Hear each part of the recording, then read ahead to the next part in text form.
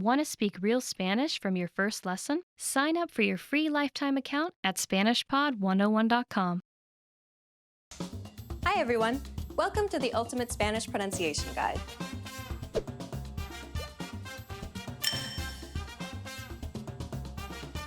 In this series, you'll master Spanish pronunciation. Proper pronunciation is essential in Spanish, and in this series, you'll learn it in a fast, comprehensive, and easy way. In this first lesson, you'll learn about the building blocks of the Spanish pronunciation system that will help you in future lessons. The letters used in Spanish are the same as the letters you use in English, with the exception of one other letter, and these letters, with accents over them. But be careful not to fall into a very common trap. As you're learning to speak correctly, you shouldn't concern yourself with all the letters. That's right, forget them. You care about the sounds of Spanish, and here they are.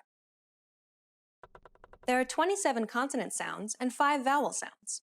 Each symbol that you see here represents a single sound determined by the IPA, which is a standardized way to represent sounds without the accompanying baggage that's often involved with traditional letters.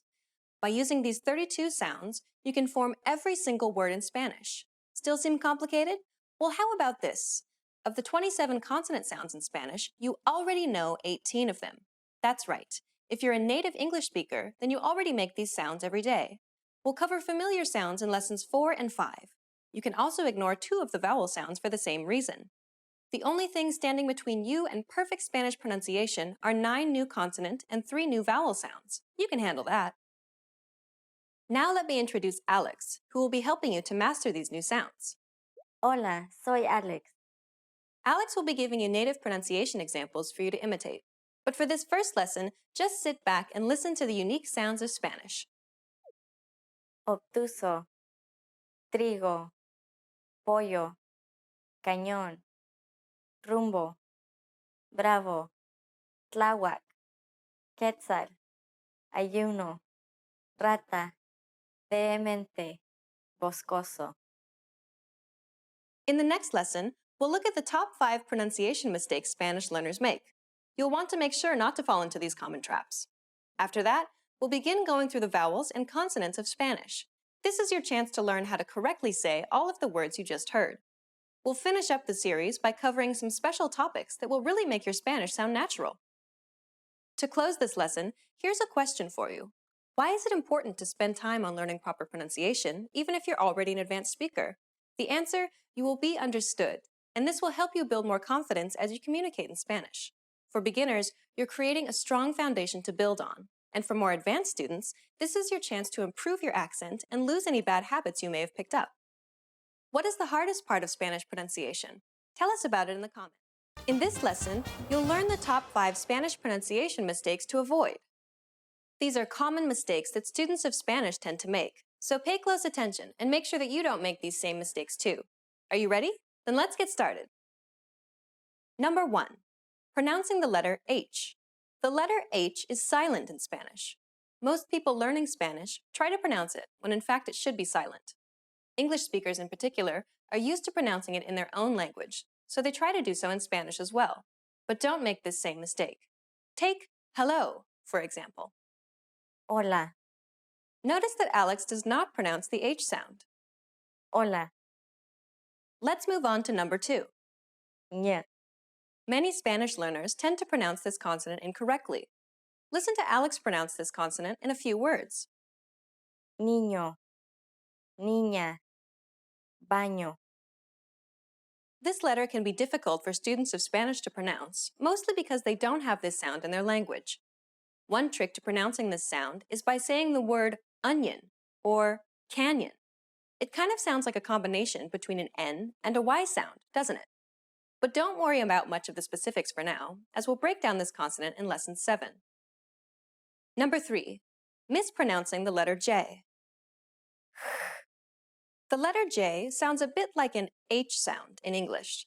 This is confusing for many speakers, particularly if their language also uses the Roman letters H and J. But not only this, because if you listen very carefully, it's not the same sound as the H in the English word how, for example. Listen to Alex again. It's pronounced further back, close to the throat. In fact, you should feel a little tickle in the back of the throat. This sound is also pronounced with a bit more force. Listen to Alex pronounce this letter in a few words. Jamón, eje, reloj. Number 4, pronouncing Spanish vowels. When pronouncing vowels in Spanish, many speakers tend to stretch out the vowels for too long. Spanish vowels should be pronounced short and simple. Listen to Alex. A, E, I, O, U. Now listen to Alex pronounce these vowels in a few words. Pay close attention to the duration of the vowel in each word. Amigo, enero, ir, oro, uva. And finally, number 5, mispronouncing the double L sound. Y. Double L's are not pronounced the same as the English L sound. Many Spanish learners tend to pronounce it as such or try to extend the sound to compensate. However, the actual sound is quite different. Listen to it again. Y. It sounds like a combination of an L and a Y sound. Now, let's listen to how Alex pronounces this sound in a few words. Llamar, llave, pollo. We'll break down this sound in Lesson 6. Now you know the top 5 Spanish pronunciation mistakes to avoid. Try to be careful so that you don't make these same mistakes. In the next lesson, we'll start learning vowel sounds in Spanish. What's your biggest challenge with Spanish pronunciation? Is it one of these top 5 mistakes? Let us know in the comments. Stick with us and you'll overcome it quickly. See you in the next Ultimate Spanish Pronunciation Guide lesson.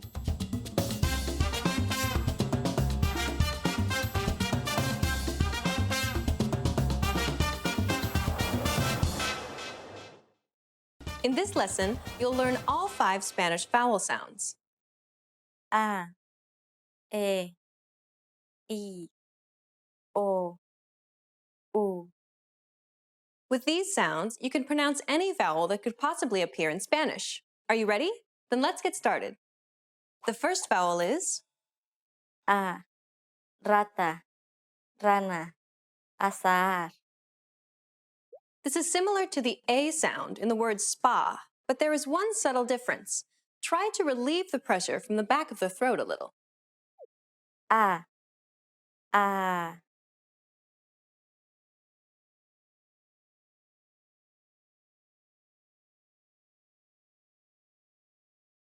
A, A. The next vowel is E, bebé, escalón, vehemente.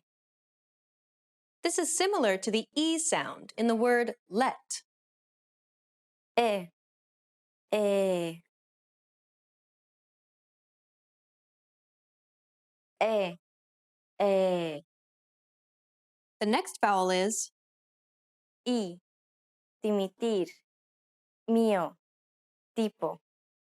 It's identical to the double E sound in the word see. I, I.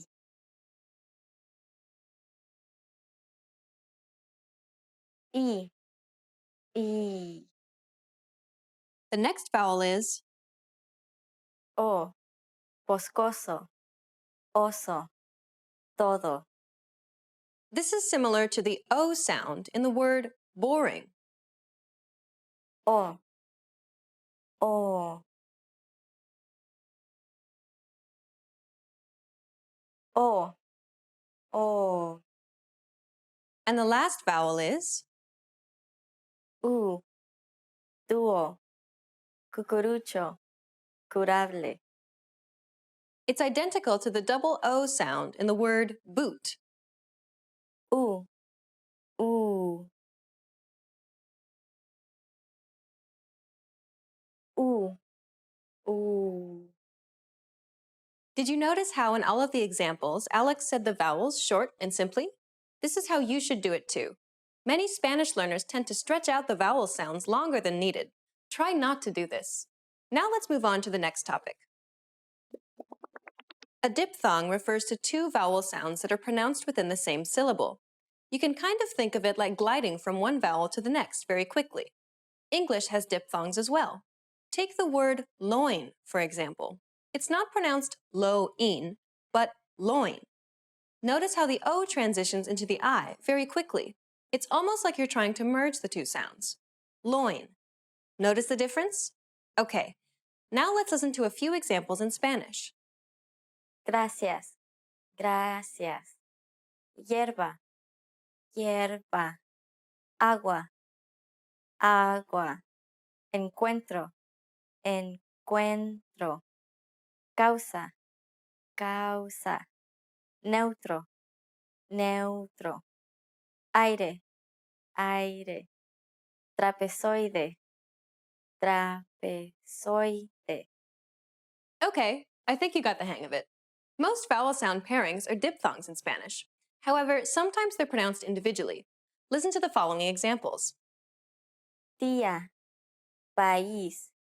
Mío. Río.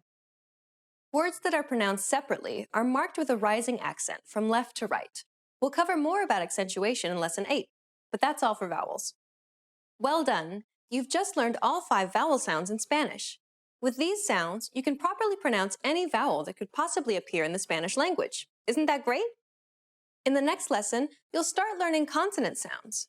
Which diphthong is... Want to speak real Spanish from your first lesson? Sign up for your free lifetime account at SpanishPod101.com. Hi everybody, I'm Rosa from SpanishPod101.com. Do you know how to say I love you in Spanish? In this lesson, you'll learn 3 different ways to say I love you and a special phrase for Valentine's Day.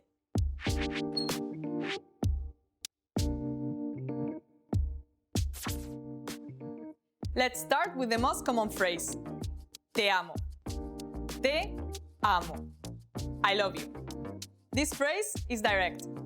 You should use it only when you are confessing your love.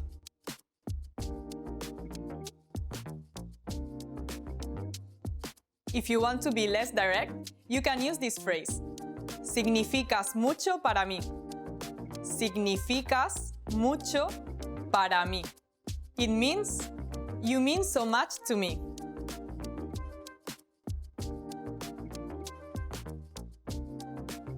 Now, if you want to be more romantic in expressing your love for someone, you can say this phrase. Las palabras no pueden describir mi amor por ti. Las palabras no pueden describir mi amor por ti. It means, words cannot describe my love for you.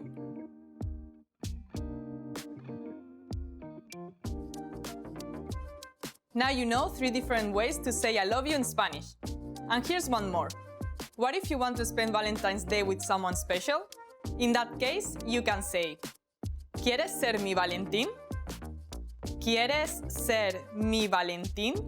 It means, will you be my Valentine?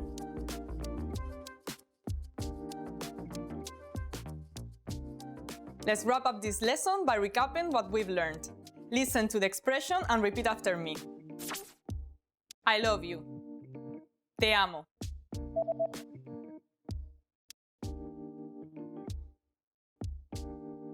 Te amo. You mean so much to me. Significas mucho para mí.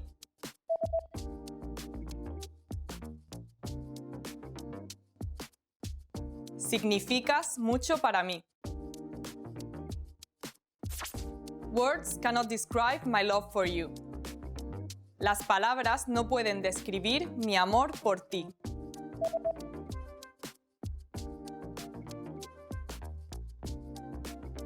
Las palabras no pueden describir mi amor por ti. Will you be my Valentine? ¿Quieres ser mi Valentín?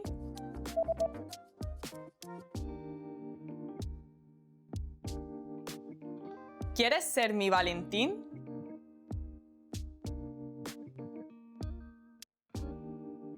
Well done! Here's a fun fact. Do you know which songs are most often dedicated to lovers on Valentine's Day in Spain? Some of the most frequently dedicated songs by people in love on this day are Me Enamora by Juanes, Juntos by Paloma San Basilio, and Si Tú No Estás by El Sueño de Morfeo. You just learned 3 different ways to say I love you in Spanish, and 1 special phrase for Valentine's Day. I'll see you next time. Nos vemos!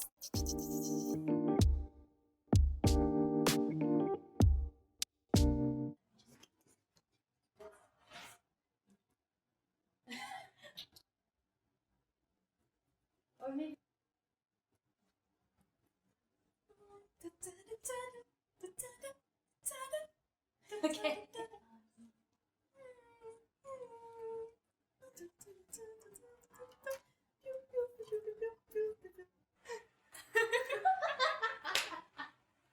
Yes.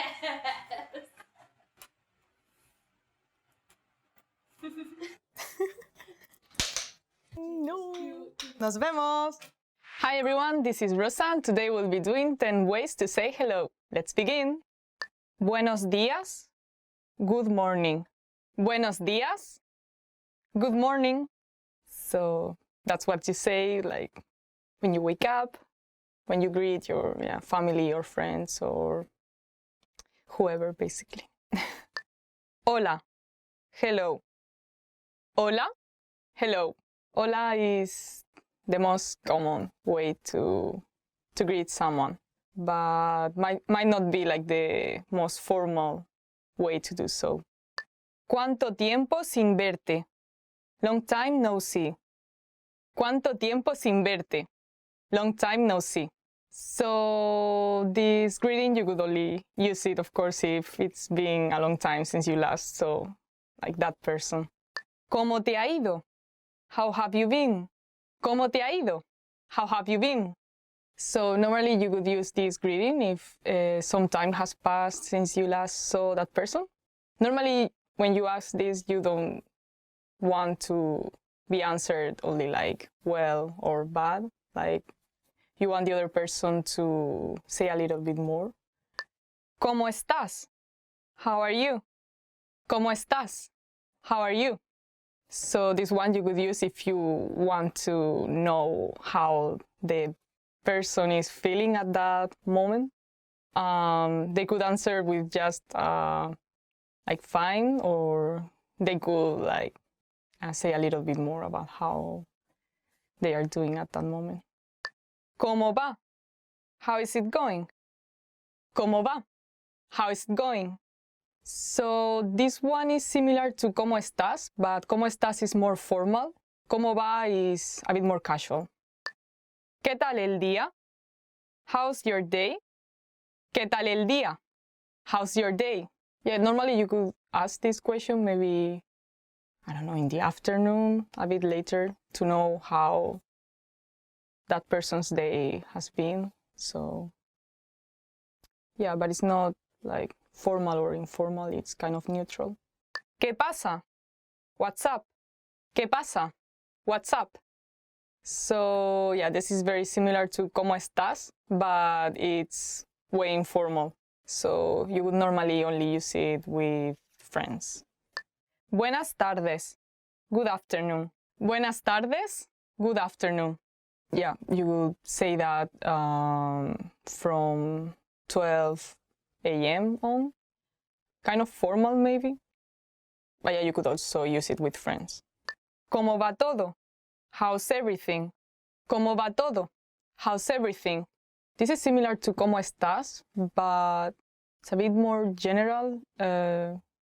Like you're not only asking about the present moment, but like in general, maybe they can tell you about their family, job, or other things that are happening in their life. So this is the end of today's 10 ways to say hello. Tell us in the comments below how you say hello in your country. Don't forget to subscribe, to like this video, and don't forget also to check SpanishPod101.com. See you later. Hasta luego. Hello friends from SpanishPod101.com. I'm Efrain. And I'm Diego. And today we're gonna give you a quick guide to survive to Mexican Spanish. Enjoy the video! Woo! Mexico is a very beautiful place to visit because of its people, because of its culture, and many other things. But there is something in the communication that becomes slightly difficult because we have so many usages that are not used in other countries. Give us an example, Diego. Yeah, so for example, we have a difference between the use of pretérito perfecto and the pretérito indefinido because, for example, in Spain, they tend to use the pretérito perfecto for an action that ended recently. So they will say something like, esta mañana he desayunado cereal, or he desayunado cereal. However, in Mexico, we wouldn't say it in that way. We would rather say, esta mañana desayuné cereal or hoy desayuné cereal. Now, in Mexico, many things are small. And I don't say that because of the size of the things, but rather because we tend to use the diminutive in so many occasions. So, for example, for showing courtesy or hospitality or kindness, or even when we ask for something and we want to be polite. So we can use it, for example, in the adjectives. I could say, Efraín es chaparrito. Efraín is short. But we could also use it in the nouns. So we will give you more examples. Diego, como que hace calorcito, ¿no? Sí, hace un poquito de calor. Sonará extraño, pero se me antojó un cafecito. Claro, pero en un ratito que terminemos el video, te lo preparo. Ok, ahorita me lo haces, ¿eh? Claro que sí. Va. There is another huge difference. Mexicans are incapable of saying no. So we create pretexts, excuses, and we delay the offer. That is something that people of other countries hate about us. So it wouldn't be strange to hear things like sí, pero al ratito. Muy probablemente, pero yo te aviso. Te confirmo al rato. Tal vez. Al rato quedamos. O nos marcamos después. So when you hear stuff like that, the other person might be declining your petition. For example, Diego, deberíamos ir a una fiesta hoy. Escuché que esta Ana va a dar una fiesta en su casa a las 8. Oh, esa noche. Bueno, es que ya tenía un plan con unos amigos. No estoy seguro. Pues invítalos. Sí, pero bueno, yo te confirmo más al ratito. Ok, sí, tú me dices. Sí. Another thing you need to know before coming to Mexico is that we tend to overuse the reflexive pronoun te and the suffix le. As we know, the reflexive pronoun te, we use it all the time whenever we use an reflexive verb. And the suffix le is for an indirect object. However, in Mexico, we use the reflexive pronoun te for a request that we want to make it sound more friendly for cheering up the person whom we are asking the request. So I could say, Efra, léete el libro de Rayuela de Julio Cortázar. Es muy bueno. Ok, seguro. And the suffix le, we use it for, once again, this is another imperative. And we use it whenever we want something to be done quickly, and it's also kind of friendly and cheerful. So we could probably say, we can use it in the verb correr. It doesn't really need an indirect object. So it wouldn't be strange to hear in Mexico a thing such as, Efra, córrele, que se nos va a hacer tarde para ir al cine. We will give you another example. Diego, échate este vino conmigo, al fin ya no tiene mucho. No, Efra, tú sabes que yo ya no tomo. Nomás un traguito, Diego. No. Pero, ¿qué tienes? ¿Estás un poco triste o algo? No, todo bien, Diego, todo bien. Te veo un poco animado. A ver, cántate una canción. Amigo, ¿qué te pasa? Estás llorando. Pero cántale con ganas. Amigo, ¿qué te pasa? Estás llorando. Seguro es por desdenes de mujeres.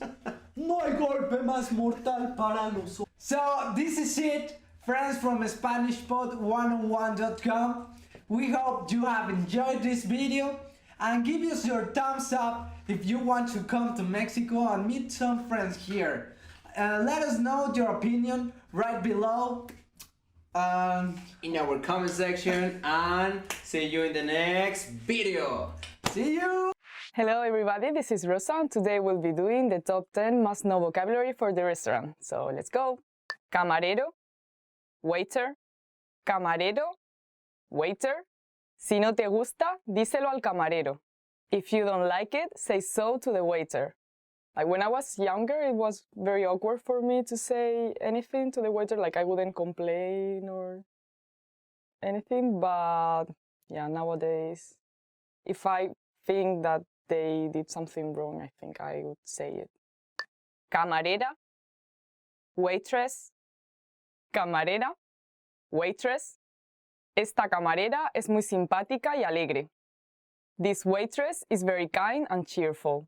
In this case, and in a lot of words also in Spanish, like when you want to change the gender from masculine to feminine, you change the last O into an A. So that's the case with camarero and camarera. Menú, menu, menú, menu. Tenemos el menú en inglés y español. We have the menu in English and Spanish. Pedido, order, pedido, order. ¿Está listo el pedido de la mesa 12? Is the order for table 12 ready? Agua, water. Agua, water. Me quedé sin agua. ¿Puedes pedirle más al camarero? I ran out of water. Can you ask the waiter for some more? Yeah, in Spain it's not like some other countries in which like you get water just when you're entering the restaurant. So if you want some, you have to order it, and you have to specify that you want tap water as well. Like you'll receive bottled water and you'll have to pay for that, obviously. But yeah, like normally they won't say anything, but you have to ask for it. Yeah. Postre, dessert. Postre, dessert. De postre, tráigame una tarta de Santiago, por favor. For dessert, bring me a Santiago cake, please. Santiago cake is typical from Galicia, from the northern part of Spain. It's mainly like prepared with almonds. It's really good. Chef, chef, chef, chef. Un buen chef tiene que ser muy estricto con la limpieza. A good chef has to be very strict with cleaning. So yeah, in Spanish we pronounce the CH like che, chef. You write it the same way as in English, but the pronunciation is a bit difficult, so be careful about that. Comida basura, fast food. Comida basura, fast food. No entiendo cómo la gente puede comer comida basura sabiendo que no es buena para la salud. I do not understand how people can eat fast food knowing that it's no good for one's health. So in Spanish is comida basura, which could translate literally like trash food. So it's not like fast, it's like trash. Restaurante, restaurant. Restaurante, restaurant. Este restaurante vietnamita tiene unos menús muy buenos entre semana. This Vietnamese restaurant has very good menus during the week. Cuenta, bill. Cuenta, bill. ¿Podría traerme la cuenta, por favor? Could you bring me the bill, please? So if you want to tell the waiter to bring you the bill without saying anything, like you just can do this to the waiter and they'll understand you and they'll bring you the bill. And this is the end of today's lesson. Today we did top 10 must-know vocabulary for the restaurant. I hope you liked it. Are there any other words for restaurants that you missed on this list? Please tell us in the comments below. If you want to get more Spanish lessons, please check the site SpanishPod101.com and give this video a thumbs up if you liked it, and please don't forget to subscribe. Bye! Hasta luego! Want to speak real Spanish from your first lesson? Sign up for your free lifetime account at SpanishPod101.com. Hello, my friends from SpanishPod101.com. I'm Efrain. And I'm Diego. And today we're gonna have a great topic. We're gonna learn how to compare in Spanish. So enjoy the video! So, what's the deal with the comparisons in Spanish? Basically, in Spanish we can compare in 3 different ways. We can compare for superiority, superioridad, equality, igualdad, and inferiority, inferioridad. Let's start with superioridad. For superiority, you use más que. It can be used with nouns, adjectives, and verbs. Let's start with nouns. Yo tengo más músculos que Diego. That's not true. Anyway, so in this case, Efraín is saying yo tengo más músculos que Diego. In this case, the word músculos goes in between más and que.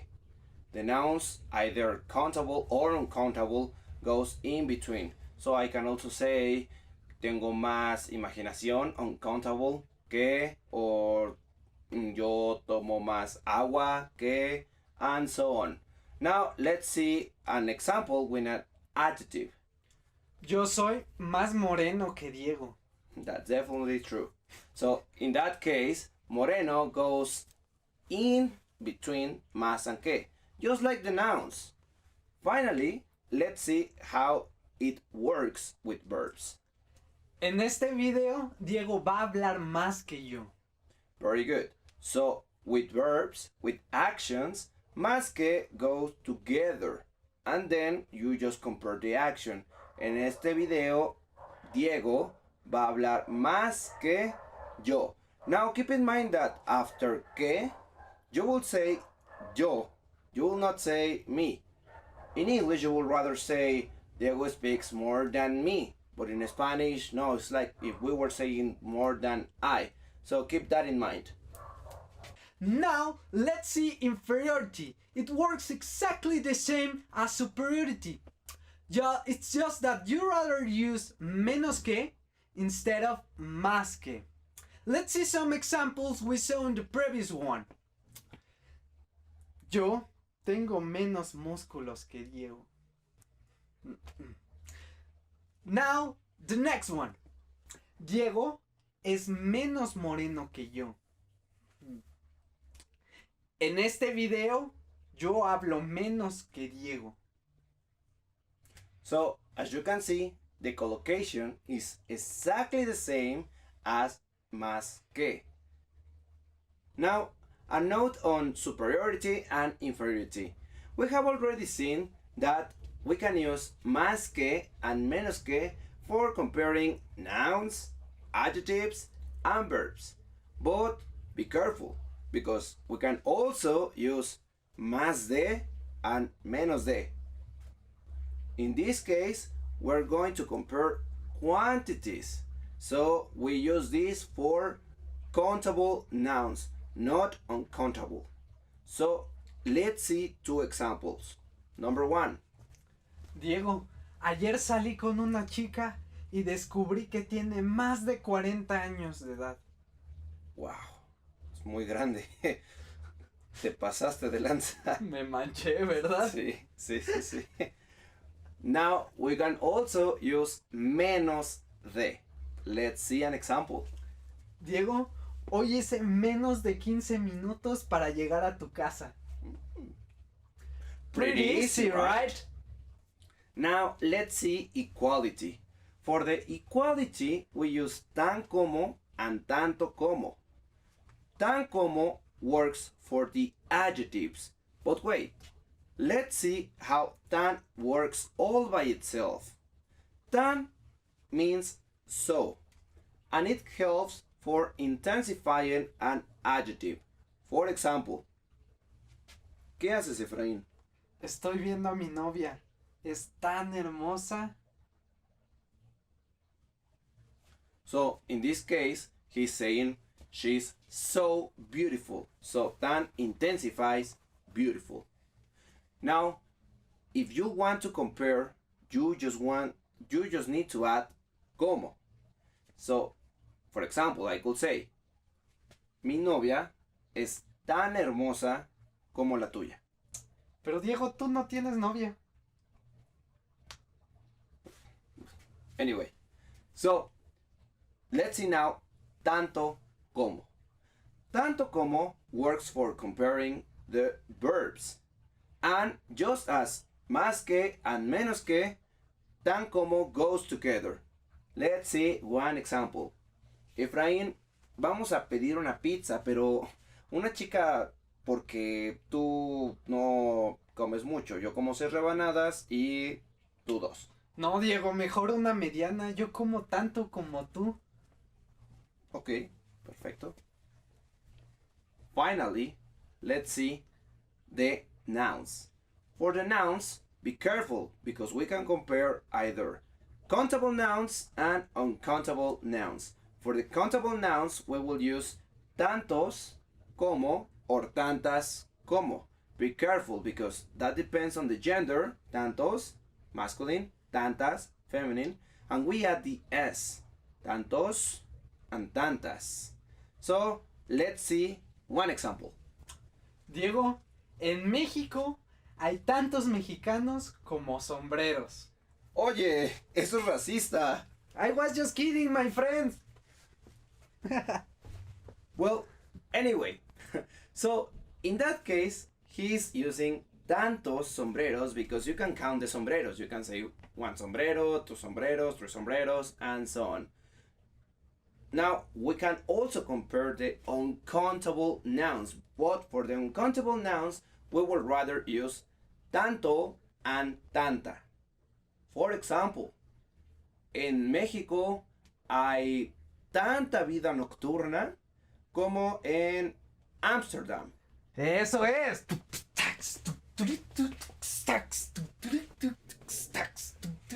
We use tanta como because we cannot count the nightlife. We cannot say one nightlife or two nightlives. No, that's why we just say tanta vida nocturna como. So now, let's see one exercise for you to practice.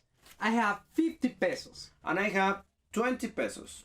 What comparisons can you think of? I'll give you 5 seconds. Okay, we will give you some possible answers. Yo soy más rico que Diego. Diego tiene menos de 50 pesos. Yo tengo más de 20 pesos. Or even you can say, Diego no tiene tanto dinero como Efraín.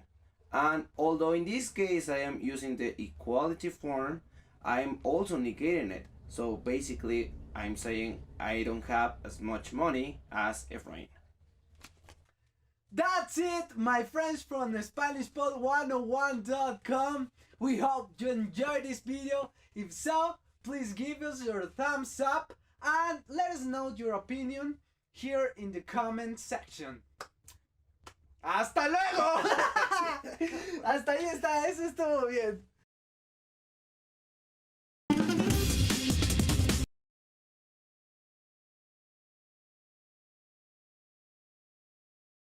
Hi everybody, Rosa here. Welcome to Ask a Teacher, where I'll answer some of your most common Spanish questions. The question for this lesson is: what are some Spanish idioms that refer to parts of the human body? English speakers have phrases like a pain in the neck and get back on your feet. In this lesson, we are going to discuss idioms about body parts in Spanish. One day in Spain, someone may gently say to you, ¿te echo una mano? Literally translated as, can I give or cast you a hand? It works in a similar way to the English expression and more naturally translates as, can I help you? If someone pone la mano en el fuego por ti, or puts the hand in the fire for you, consider yourself lucky, because the expression poner la mano en el fuego is a solemn way of showing loyalty to someone. For example, pongo la mano en el fuego por mis hijos. I put the hand in the fire for my sons. You are expressing that you trust your sons no matter what. If you know someone who really tells it like it is, you can say, no tiene pelos en la lengua, literally meaning, he, she, hasn't hair in the tongue. This means that you are very frank and don't hide your true feelings about something. You may be familiar with the Spanish word boca, meaning mouth. However, be careful of bocazas. Bocazas literally translates as someone with a big mouth and describes a person who can't stop speaking or someone who tells your secrets. It can be used affectionately with friends, but strangers would take offense to this, so be careful. Another idiom involving the mouth is Lo tengo en la punta de la lengua, or literally, I have it on the tip of the tongue. You can use it when you are very close to remembering a word or phrase you've forgotten. If you are having problems at work or at home and need to accept responsibility for some wrongdoing, you'll need to dar la cara, or to give the face. For example, te equivocaste, ahora tienes que dar la cara. Literally, you were wrong, now you have to give the face. This means you can't hide and must face the consequences of your actions. Let's do one with the eyes. For example, andar con ojo, to walk with eye. This is used when you have to take care or be cautious about something. It's like the English to sleep with one eye open. Tener buen ojo means to have a good eye. Like to the English meaning, it expresses that you have a good sense when you choose or decide something. Another one would be costar un ojo de la cara, meaning to cost an eye of the face. This means to pay a lot of money for something or that something is very expensive. Please note that these expressions often use the singular ojo, eye, instead of ojos, eyes. If we go back down the body, we arrive at the feet. Entrar con buen pie or entrar con mal pie. Literally, to enter somewhere with good foot or to enter somewhere with bad foot. This means that you're starting something with good or bad luck. The same way English speakers might say to start off on the right foot. For example, he entrado con buen pie en la familia de mi esposa. Literally, I entered with good foot in my wife's family. And don't feel strange if someone te toma el pelo, meaning takes your hair, because that just means someone is teasing.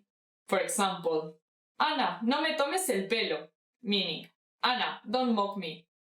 Another funny expression is rascarse la barriga, scratch your own belly. This means that you're lazy or don't want to do anything. For example, mi marido se pasa el día rascándose la barriga. Literally, my husband passes the day scratching his belly. Our last one is about effort and hard work.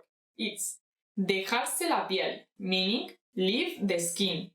For example, me voy a dejar la piel por aprobar el examen. Literally, I'm going to leave my skin to pass the exam. It means that you will do everything necessary to achieve the goal you want. How was this lesson? Pretty interesting, right? Do you have any more questions? Please leave them in the comment below and I'll try to answer them. Hasta luego! See you later! Hi everyone, this is Rosa. Today we'll be doing top 10 phrases tourists should never use. So let's begin. Es repugnante. That's disgusting.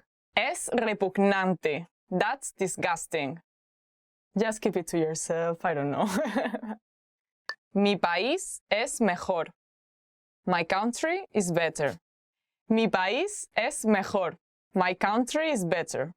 I feel there are people that might not say this like directly, but like think it and kind of show it in some other way. I don't know.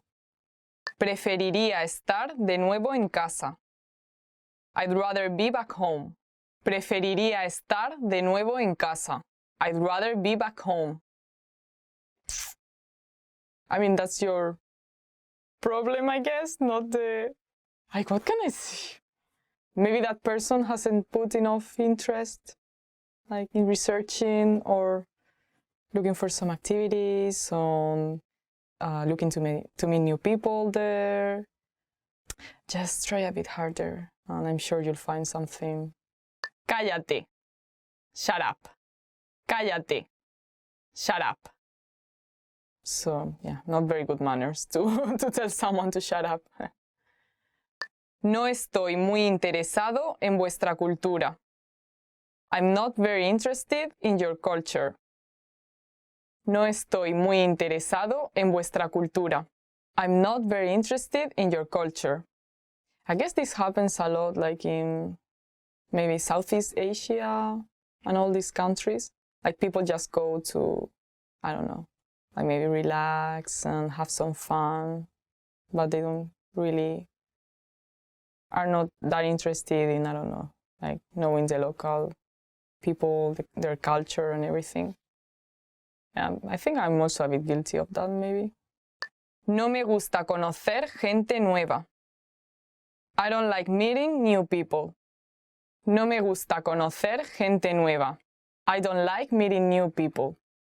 It might be hard for some people to be open and talk to strangers and everything, but then I feel like it's people that really make the difference in your experience of a place.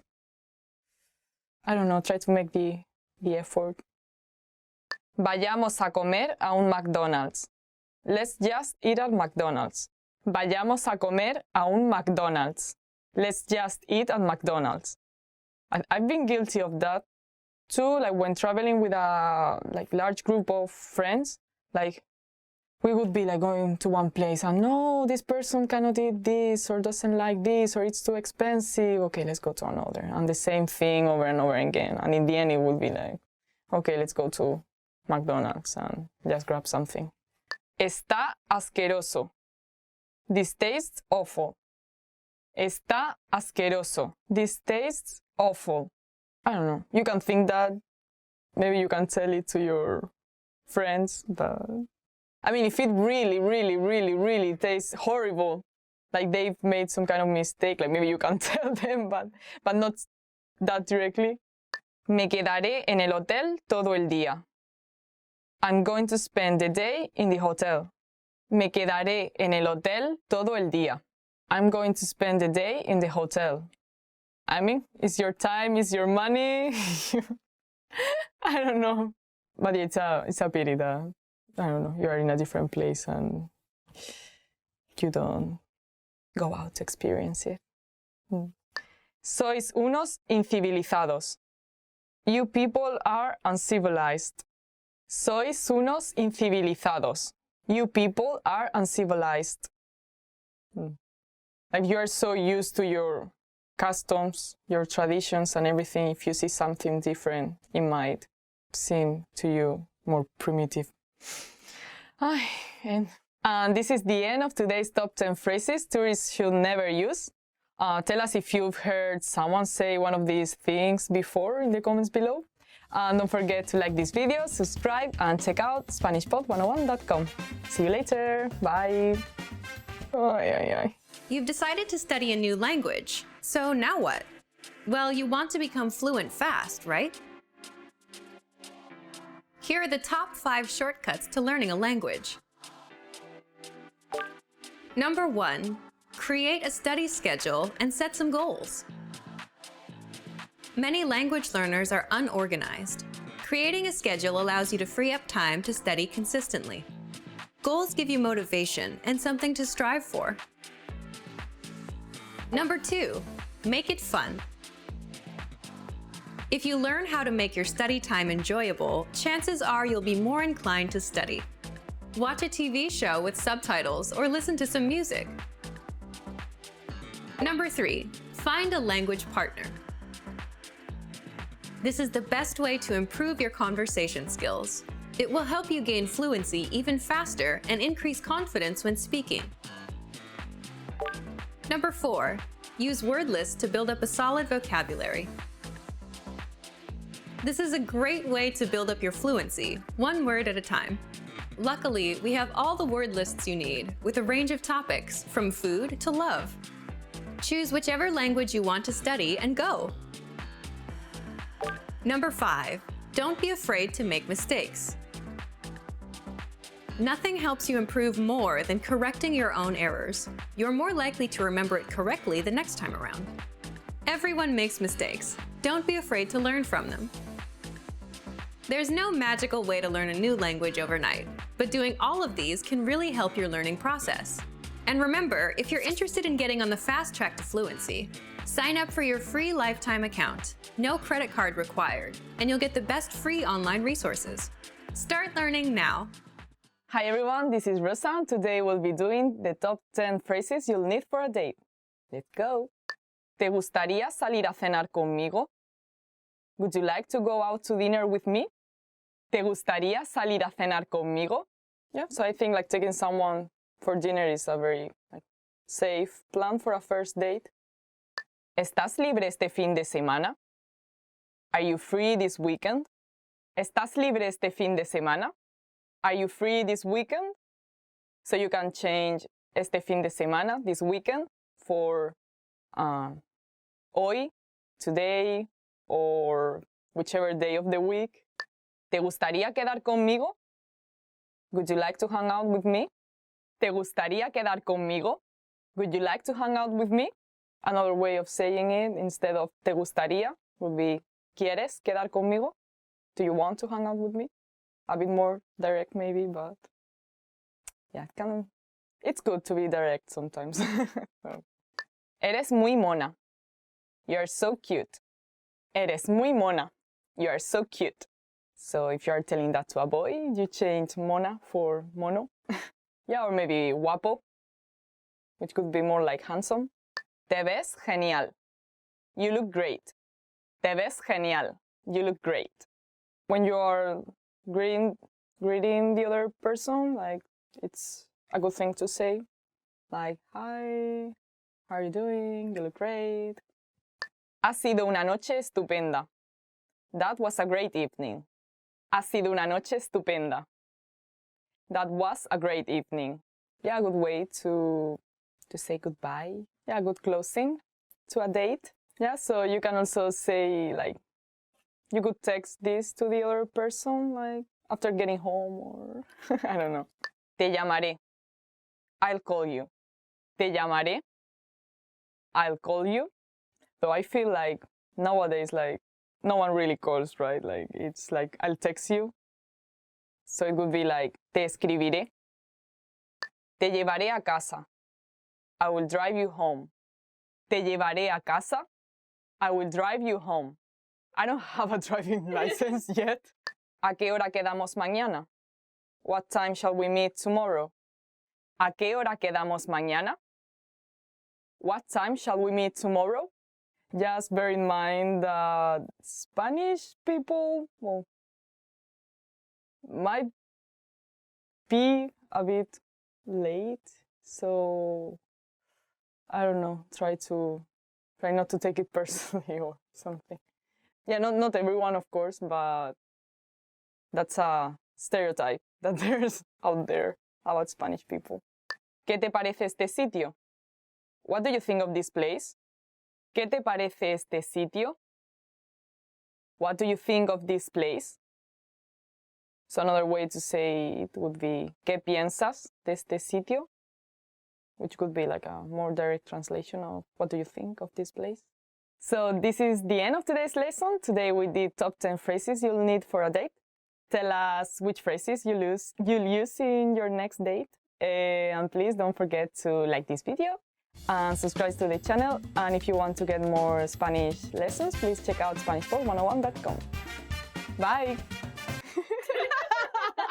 If they hear your voice, you're like, sexy, like, I don't know, like, ha ha ha ha ha ha. To master a new language and understand everything as soon as you hear it, to read with just a quick glance and speak smoothly without thinking, you need to review. Here are our top 5 review tactics. Number 1, listen to examples over and over again. By listening closely and often, you start to pick up the rhythm of a language, as well as correct pronunciation from a native speaker. Use our line-by-line feature that lets you both listen and read along. Use this tool to practice as much as possible. Number 2, use our voice recording tool to master perfect pronunciation. Record yourself and compare it against the native speaker. If you sound different, then repeat after the native speaker until you're able to match them. Use our voice recording feature, which makes recording super easy. Number 3, master your recorded conversations. Record conversations and go over them again and again. Master entire conversations and repeat them line by line.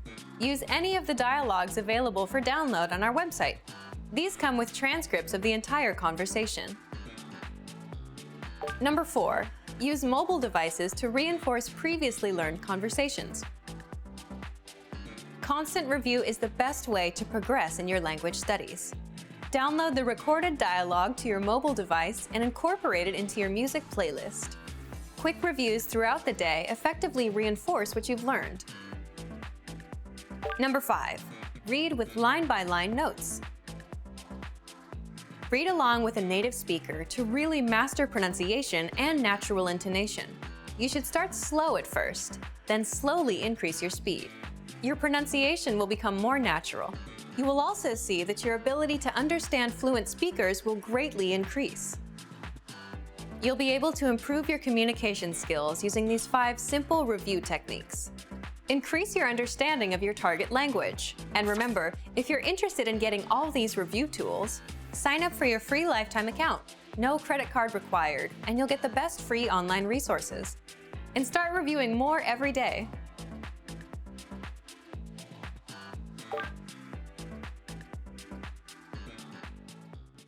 Want to speak real Spanish from your first lesson? Sign up for your free lifetime account at SpanishPod101.com. Hello there, friends from SpanishPod101.com. My name is Diego. And I'm Efrain. Yeah, and today we're going to talk about tongue twisters. So we hope that you have a lot of fun because, of course, we will have it. So enjoy the video. So a tongue twister is a phrase that is designed to be difficult to articulate properly. Therefore, saying tongue twisters help you improve your diction. Now, in this video, we're going to show you 7 that are going to be from the easiest to the hardest. And these tongue twisters are used all over Latin America, and some of them are entirely Mexican. So the challenge for you guys is this. Try to pronounce these tongue twisters with the same pace and rhythm than us. So let's start with the first one. Okay, the first one is ¿Cómo quieres que te quiera si el que te quiere no te quiere como yo te quiero? Okay, ahora rápido. ¿Cómo quieres que te quiera si el que te quiere no te quiere como yo te quiero? Good. The second one. Me trajo Tajo 3 trajes me trajo Tajo. Me trajo Tajo 3 trajes. Me trajo maldición. Me trajo Tajo 3 trajes, me trajo Tajo. Ah, eso. Ok. El siguiente. R con R guitarra. Ay, no, perdón. R con R guitarra, R con R carril. Rápido ruedan los carros, rápido el ferrocarril. Let's say it fast. R con R guitarra, R con R carril, rápido ruedan los carros, rápido el ferrocarril. Good. Bien. Ahora vamos con trabalenguas más difíciles. La araña con maña amaña la araña. La araña con maña teje la telaraña. La araña con maña es una tacaña.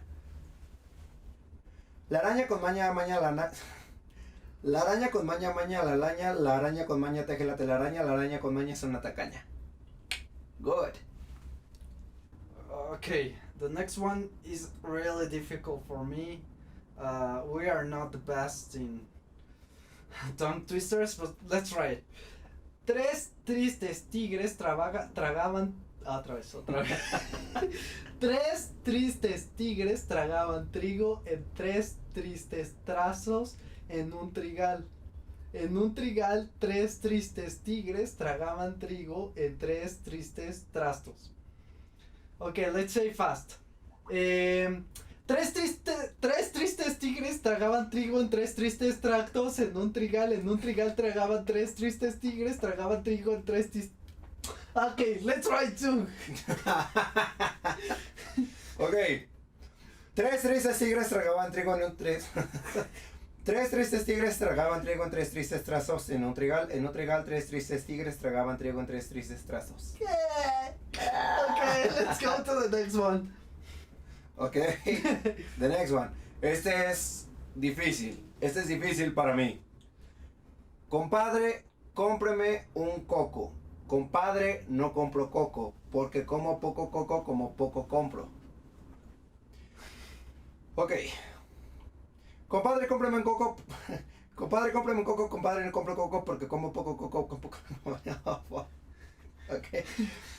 Compadre, cómprame un coco. Compadre, no compro coco porque como poco coco, como poco compro. Oh, bien. I wanna bien. try it. Compadre, cómprame un coco. Compadre, no compro coco porque como poco coco.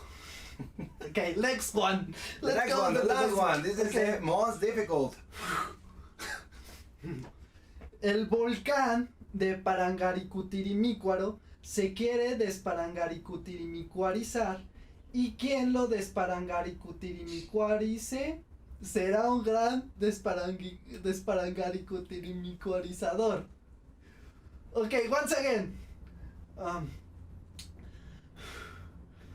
El volcán de Parangaricutirimícuaro se quiere desparangaricutirimícuarizar y quien lo desparangaricutirimícuarice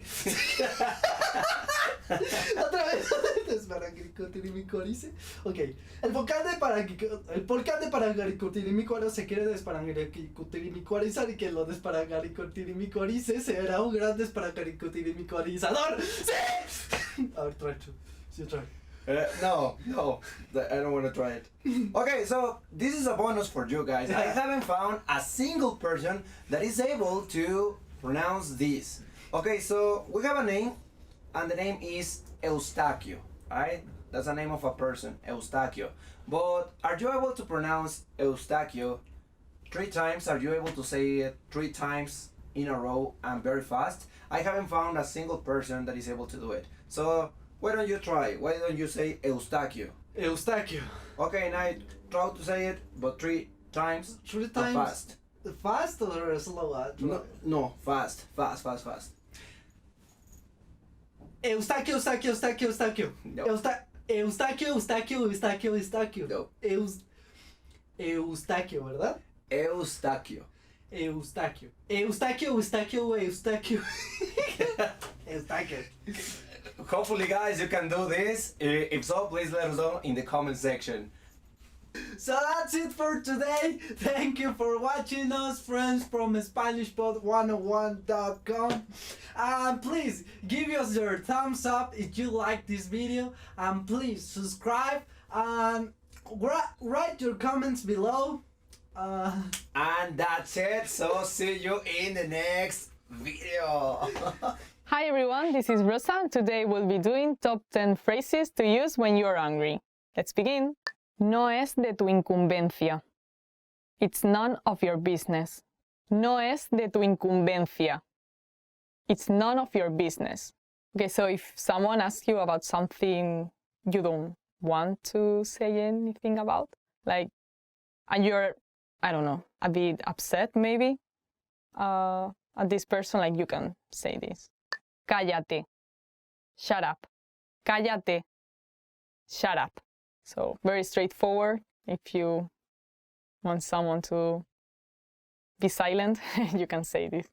Déjame en paz. Leave me alone. Déjame en paz. Leave me alone. So if you are very busy or if you don't want like another person to talk to you for a while, you can say this. It's not very nice, but you can say. ¿Estás de coña? Are you kidding me? ¿Estás de coña?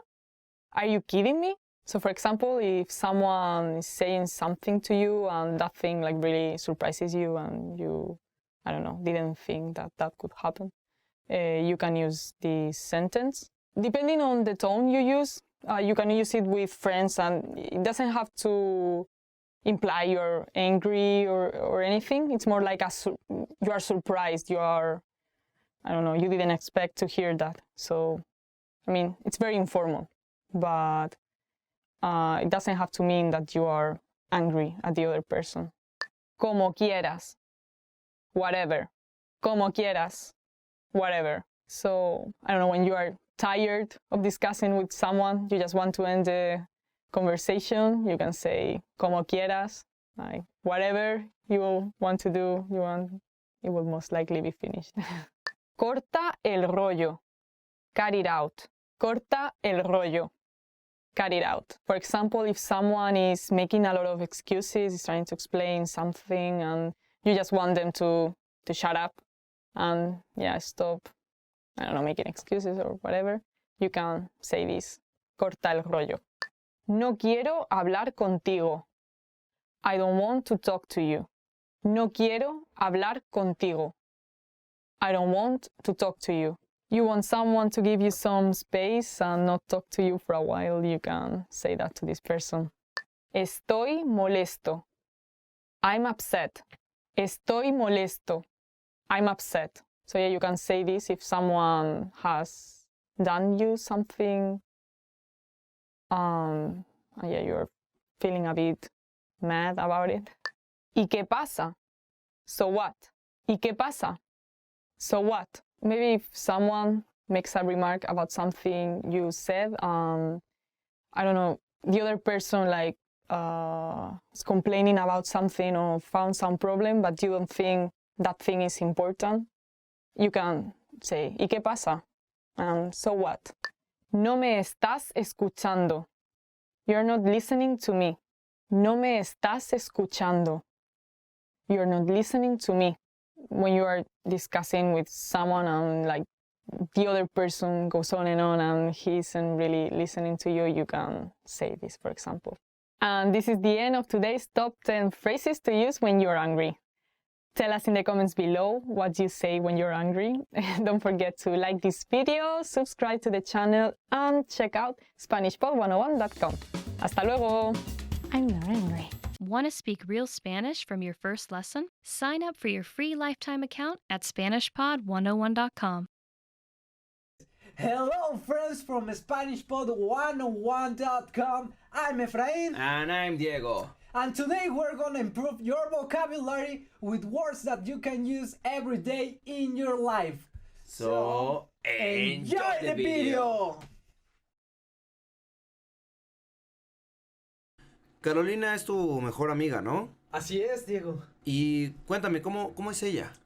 Ay, ella es una persona súper inteligente, es divertida, todo el tiempo está feliz, es amistosa, es simpática, nunca es grosera, tampoco es aburrida para nada.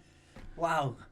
So, you may have recognized some of these adjectives, but these are very common adjectives. In this video, we will tell you more synonyms of these words that you can use on a daily basis to describe someone.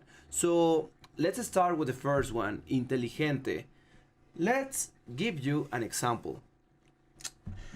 Carolina ha leído más de 10 libros en este mes. Wow. Ella es una persona inteligente, culta, instruida y lista, por supuesto.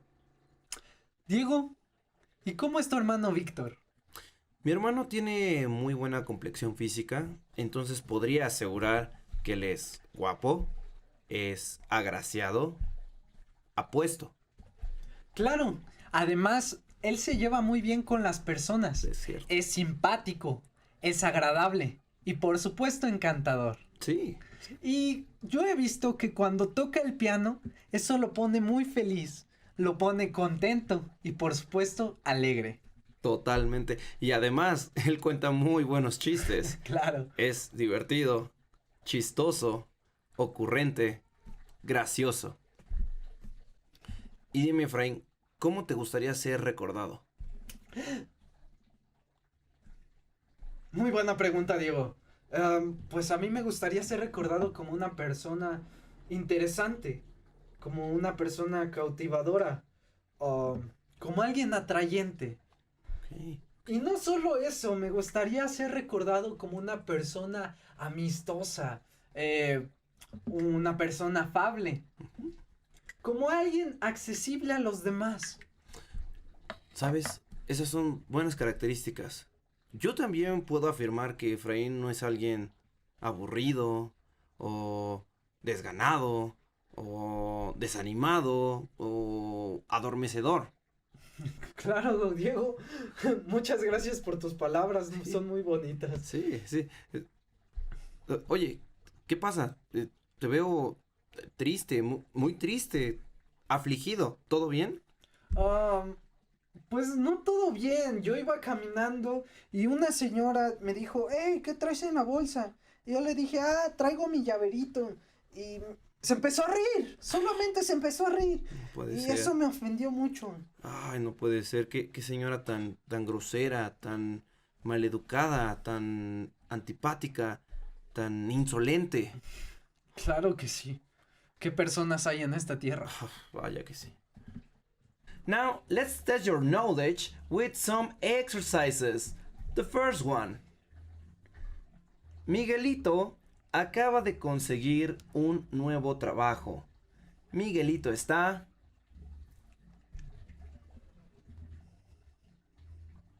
feliz, contento, alegre. A Paula se le acaba de morir su perrito. Paula está muy triste o afligida. Diego y Efraín son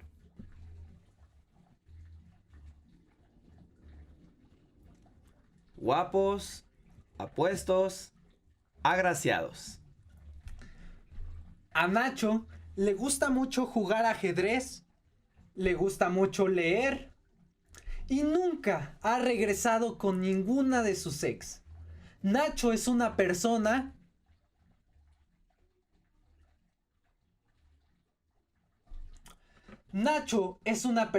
inteligente, culta, instruida, lista.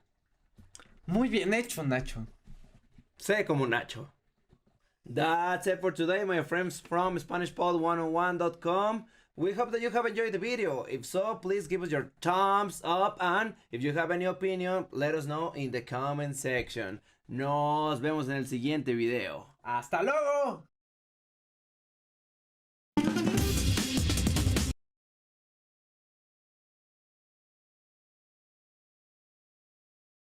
Today we're going to talk about 4 techniques to help you stop translating in your head and instead start thinking in your target language.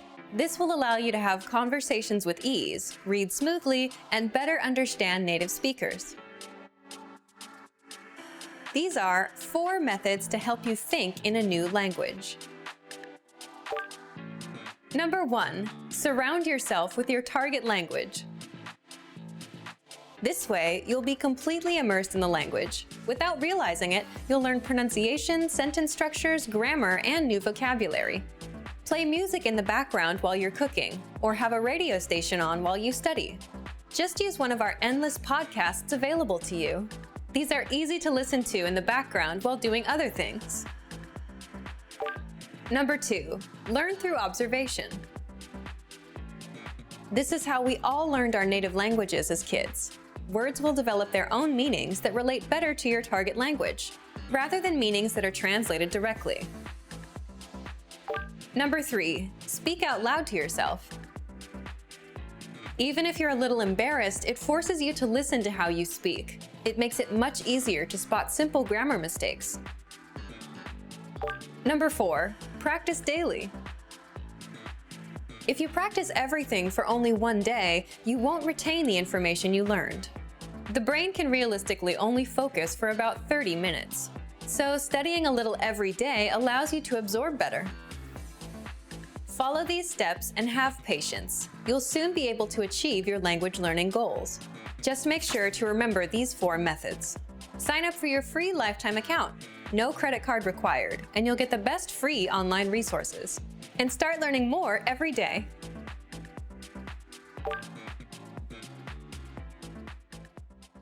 Want to speak real Spanish from your first lesson? Sign up for your free lifetime account at SpanishPod101.com. Hey there, my friends from SpanishPod101.com. I'm Efraín. And I'm Diego. And today we are back for more just because you asked for it and now you have it. This is a very Mexican expression and it is ¡Órale! This word with so many meanings and enjoy the video! Woo! So this expression was born precisely with the idea of hurrying up people. It comes from the word ahora, which means now. Then it became hora with H. And after that, people just took out the H and we had the word hora. Exactly. Finally, Mexican people added LE just to make it an imperative, as we have stated in a previous video. If you haven't watched that video, please go watch it now. So, in that case, we could say something like, Ora, ora, ¿qué te pasa?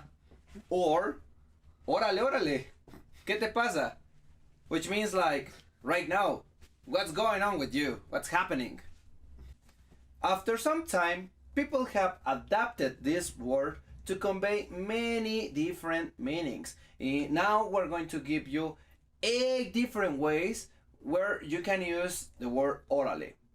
Number 1, I agree with you. Diego, ¿por qué no vamos a comer camarones ahorita que salgamos y acabemos el video? Órale, va. Vamos. Number 2, come on. Diego, ya regálame tu sudadera. No, O sea, ¿cómo que ya me la crees? regale. Órale, No. órale, me queda bien bonita. Bien, órale. No. Number 3, bring it on. Diego, estás fuerte, pero yo creo que te puedo partir la cara, ¿eh? ¿Tú crees eso? Sí. Órale, a ver. Órale, perro. Órale, perro, toca así. Ok, sí. Number 4. Hurry up. Ok, Diego, vámonos ya, porque ya terminando este video, tengo que irme a la casa de mi tía. Órale. Pues, órale, apúrate, Órale, vamos órale. ya. We can also use órale to convey there you go. For example, Diego, préstame 50 pesos. Necesito para unos tacos y para gorditas. Y sí, un agua. sí. Órale. Gracias. Pero me los devuelves mañana. Sí. Okay, so the next one is for just saying okay. For example, Oye, invité a Gerardo a grabar videos con nosotros. Él va a explicar y lo demás. Y tú puedes vernos desde atrás de la cámara. órale. Sí, sí. Sí, está bien. Está bien. The next one is for conveying go ahead. For example, Me anda del baño. órale, ve al baño, no me digas. No, espera. Tenemos que terminar esta parte. Órale, te toca hablar. Well, in that case, this expression means it's your turn. Last but not least, we can use órale as a way to express that something is amazing. In Mexico, we use wow, but we can also use órale and órale. Yes, with that sound, órale. For example, Diego, estaba viendo el otro día y en menos de 3 días en SpanishPod101.com uno de nuestros videos alcanzó 2,000 visitas. ¡Órale! Sí, ¿de no verdad? manches, en serio. Increíble. Órale. That's it for today, my friends from SpanishPod101.com. We hope that you have enjoyed the video. If so, please give it your thumbs up and share it with other learners. And also, if you have an opinion, please leave it in the comments section. We do read them. So, see you in the upcoming video.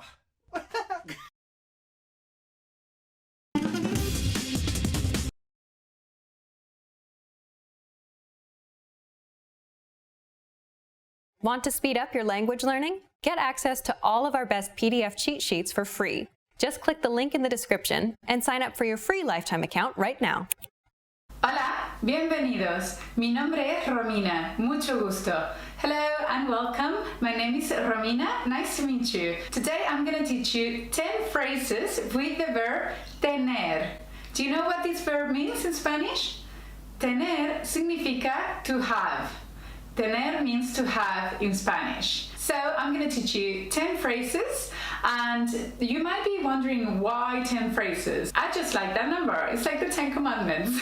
There are certainly many more phrases with the verb tener that as you're learning Spanish, you're gonna pick up these phrases. Believe me, there are many more with the verb tener. But today we're just gonna focus in the main ones. We're gonna be focusing in the ones that you're gonna be using more often than not. ¿Estás listo? Are you ready? Vamos, let's go. La primera frase es tener frío. The first phrase is to be cold, okay? This is something that you're going to be using very often if you travel during winter to Latin America or Spain.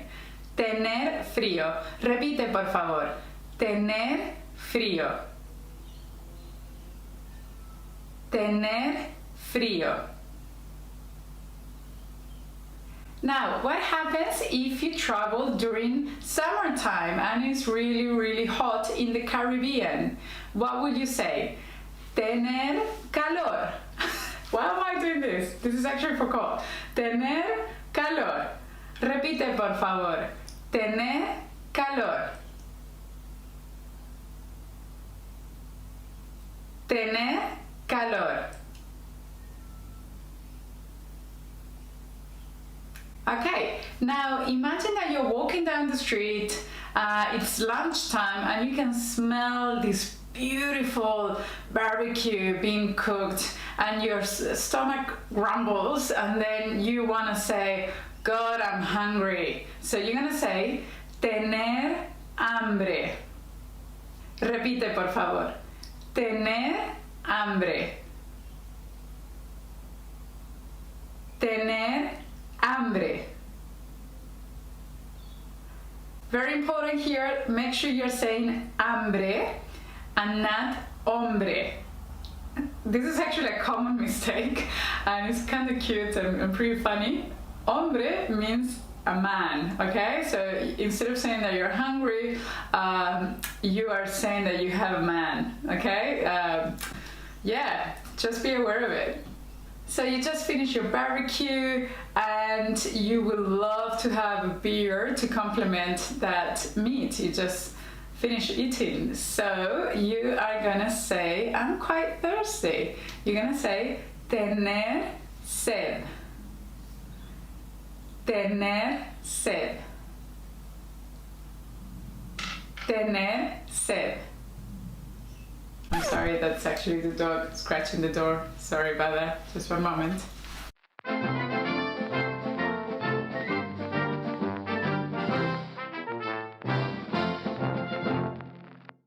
So let's imagine that you went out dancing last night and this morning you wake up feeling exhausted and you have to head over to work and you're feeling tired, your eyes are closing, you are feeling sleepy. So how do you say that you're feeling sleepy in Spanish? Do you know? ¿Sabes? Se dice, we say it as tener sueño. Tener sueño. I'm sorry, that's a cat now. Sorry.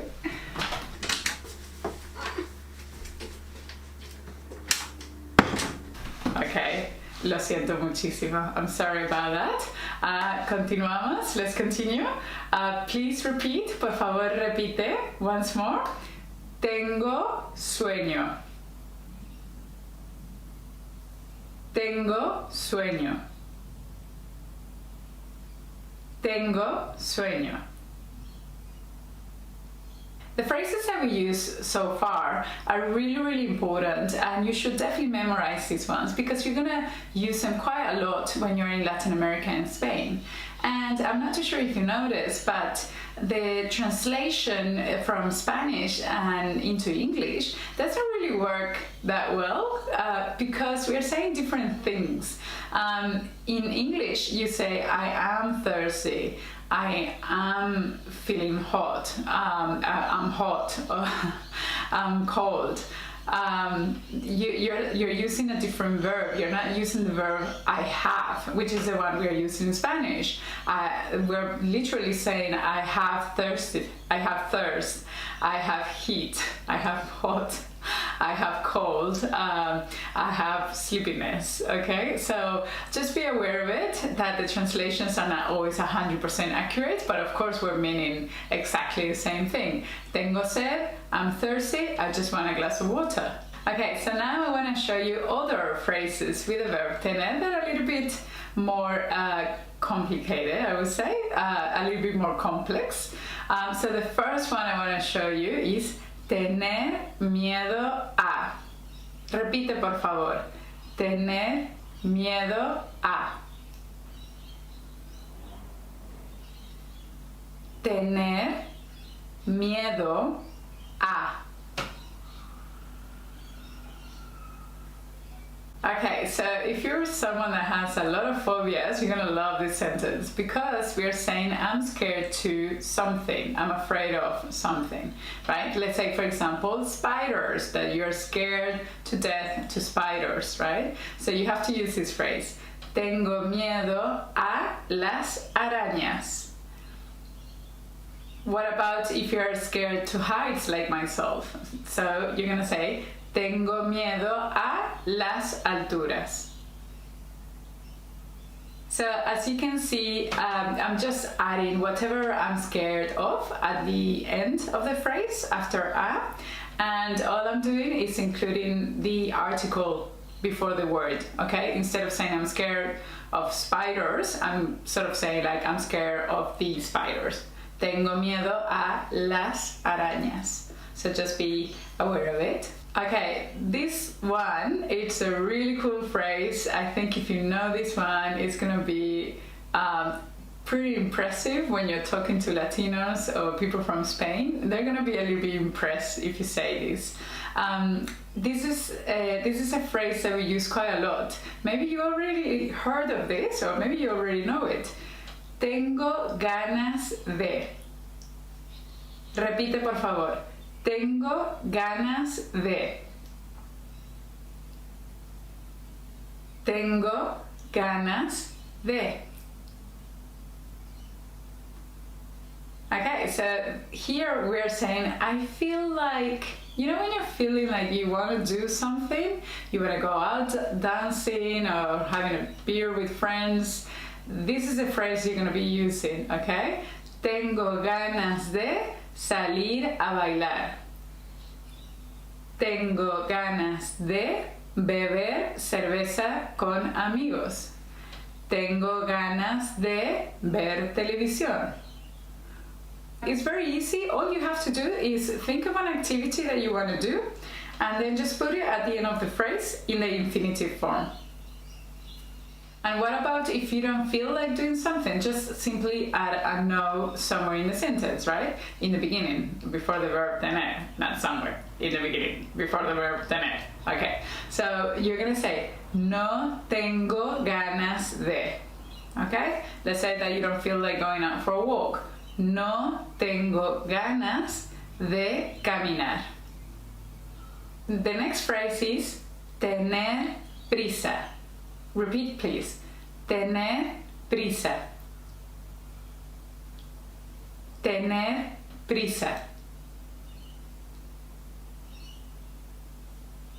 I think a lot of people will be surprised that we have such a phrase in Spanish because we are always running late everywhere, but we do actually have it. Tener prisa. I'm rushing. I need to hurry up, otherwise I'm going to be late.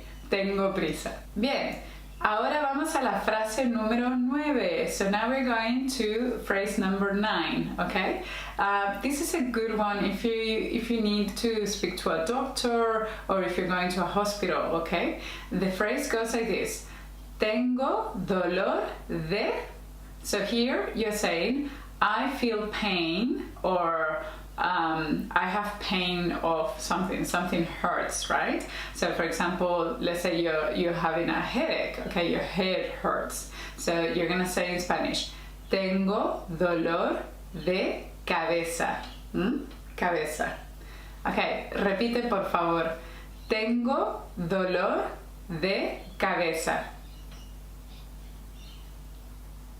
Tengo dolor de cabeza.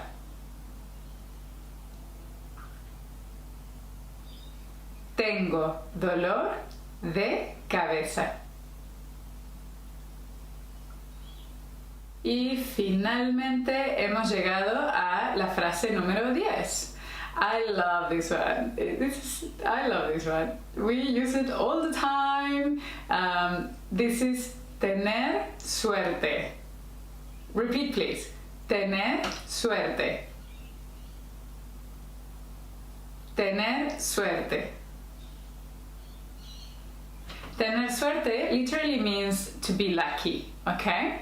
We got to be lucky. We're gonna get to be lucky. This is something that we use all the time in Spanish because we are always trying to cheer each other, to wish good luck to each other, no? For example, que tengas suerte, like good luck. I hope everything goes well for you. Que tengas suerte.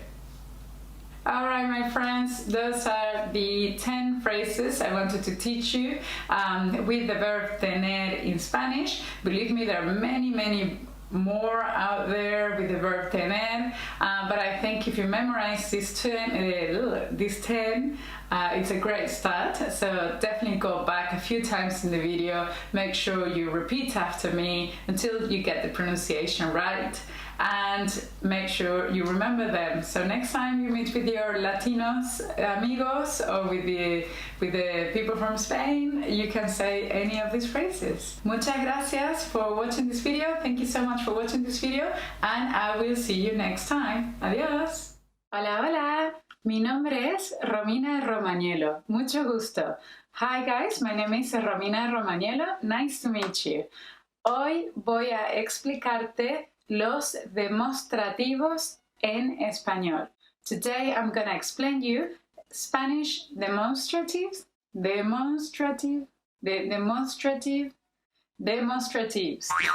Lo siento mucho por mi pronunciación. Mi inglés es terrible. I'm really sorry for my pronunciation. My English is terrible. It's terrible. Probablemente te preguntes, ¿qué es un demostrativo? So probably you're wondering, what is a demonstrative? Okay, what is that? But don't worry, you already know what these words are because you already have these ones in English, okay? Demonstratives are pretty much like pointing, okay? You're saying this is I'm demonstrating you this, right? So exactly that word that I just say, this, that's a demonstrative, okay? This, that, and that thing over there, okay? So we have three ways of saying demonstratives in Spanish. And let me explain you a little bit more about demostrativos.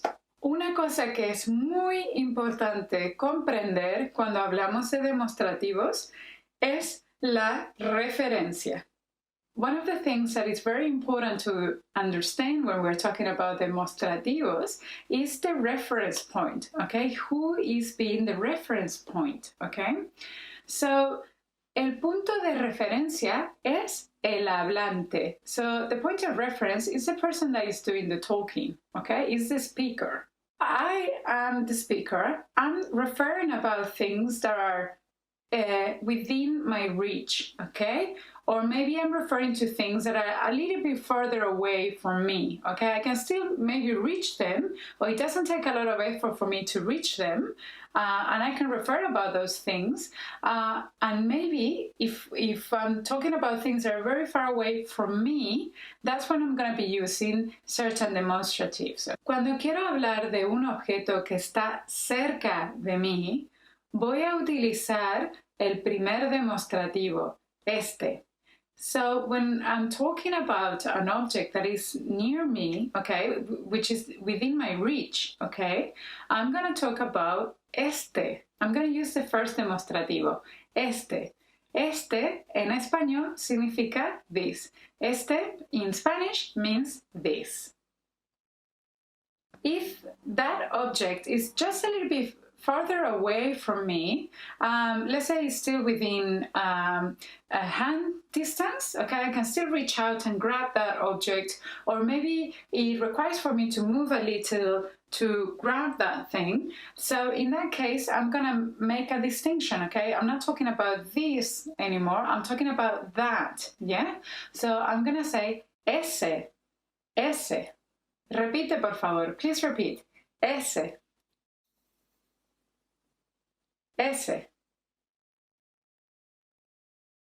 Cuando el objeto está completamente lejos de mí, okay, voy a utilizar aquel. So now that I'm talking about things that are very far away from me, okay, I'm going to use the third type of demostrativo in Spanish, which is aquel. Repite, por favor. Aquel. Aquel. Aquel no tiene una traducción literal en inglés. So there is no literal translation for aquel in English, I believe. I think you have to say it in a phrase like that thing over there, okay? You don't have any specific word for things that are far away, okay? You pretty much have this and that in English. While in Spanish we have 3 stages.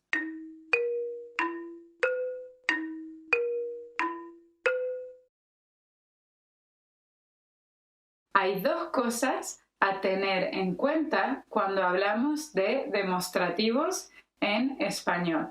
There are 2 things to keep in mind when we're talking about Spanish demonstratives. Lo primero es el género. Es el género. ¿Es masculino o es femenino? The first thing to keep in mind when we're talking about demostrativos is the gender, okay? Is it female? Is the object or the animal or the person, whatever? A female, femenino, o masculino, is it masculine, okay, or male. La segunda cosa a tener en cuenta es el número. The second thing that you have to keep in mind is the number. ¿Es singular o es plural? Is it singular or is it plural? Okay, are you referring to one thing or are you talking about 2 or more things, a group of things? Este, esta, estos, estas.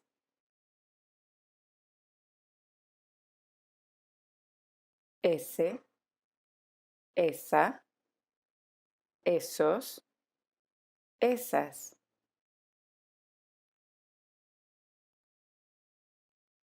Aquel, aquella, aquellos, aquellas.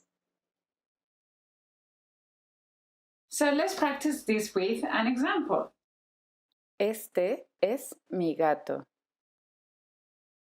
Aquellas flores son rosas. Esos edificios son muy bonitos. Ese hombre es mi tío Ramón. Estas ideas son creativas. ¿A ti te gusta aquel?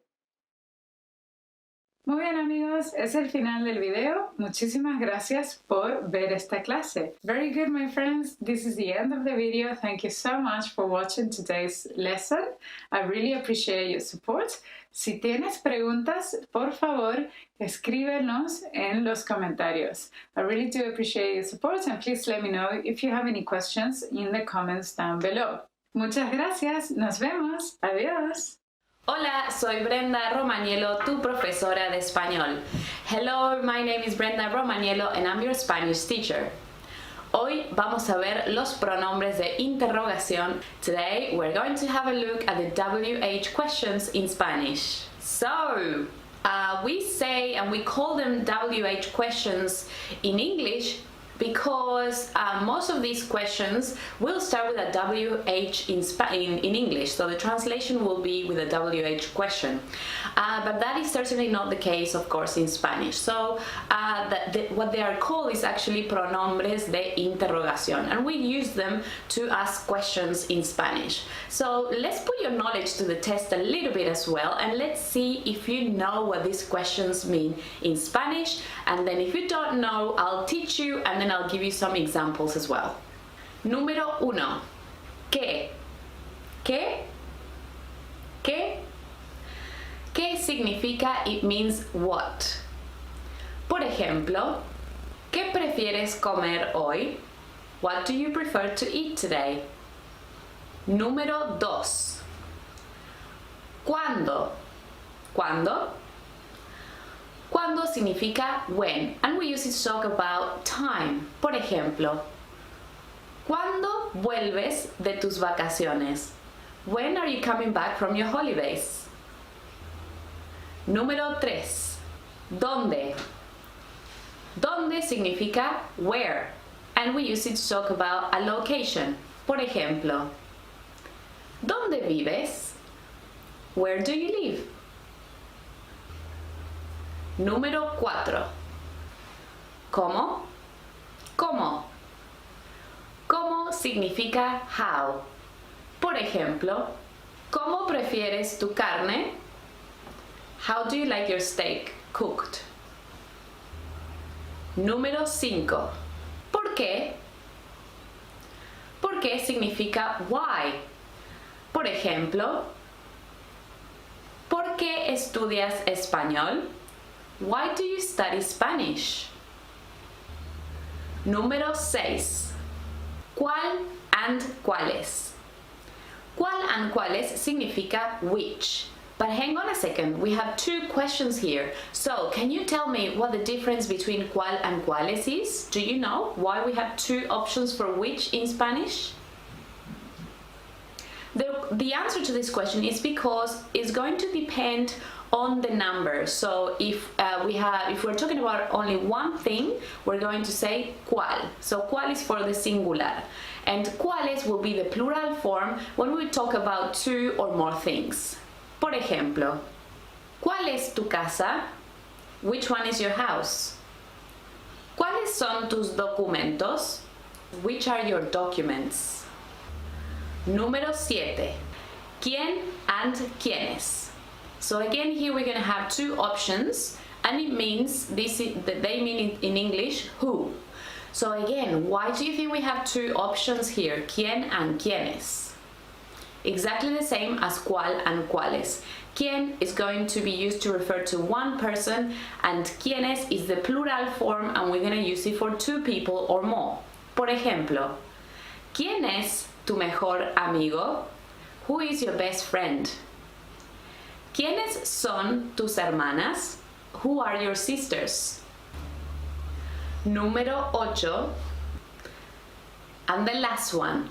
¿Cuánto, cuánta, cuántos, cuántas? ¿Cuánto and cuántas significa how much? And we are going to use these 2 options with uncountable nouns, so things that we cannot count or measure. And also we have 2 options for how much, because cuánto is going to be used, we're going to match it with a masculino, sustantivo masculino. So we're going to match it with an uncountable noun that has to be masculino. And cuánta will be the femenino form. Por ejemplo, ¿cuánto dinero hay? How much money is there? So dinero es masculino, we have to say cuánto. ¿Cuánta azúcar quieres en el café? How much sugar would you like in your coffee? So azúcar es femenino y vamos a decir cuánta. So we're going to say cuánta for azúcar because it's femenino. ¿Cuántos, cuántas? Significa how many, and we use these 2 options with countable nouns, so things that we can count. And again, we're going to differentiate cuántos for nouns that are masculino and cuántas for femenino. ¿Cuántos limones necesitas? How many lemons do you need? ¿Cuántas naranjas necesitas? How many oranges do you need?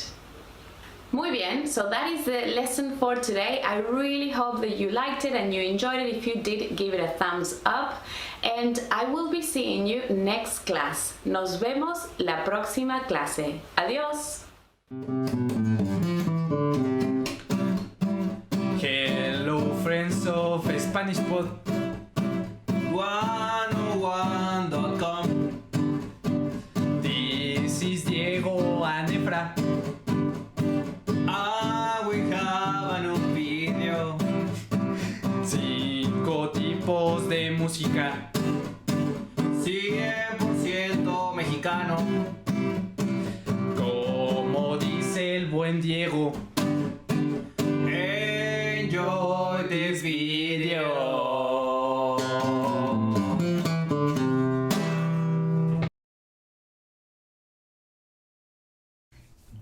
Okay guys, so the first type of music that we're going to see is called la banda.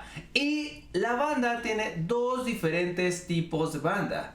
La primera es conocida como la banda sinaloense o tambora sinaloense porque surgió en Sinaloa en el año 1920. En este tipo de música se utilizan instrumentos musicales como el clarinete, la trompeta, la tambora y otros instrumentos mexicanos. Entonces, let's see an example. Desde Nahuatl vengo, dicen que nací en el roble, me dicen que soy arriero, que les chifo y se para, si les aviento el sombrero ya verán cómo repara. Ay, ay, ay.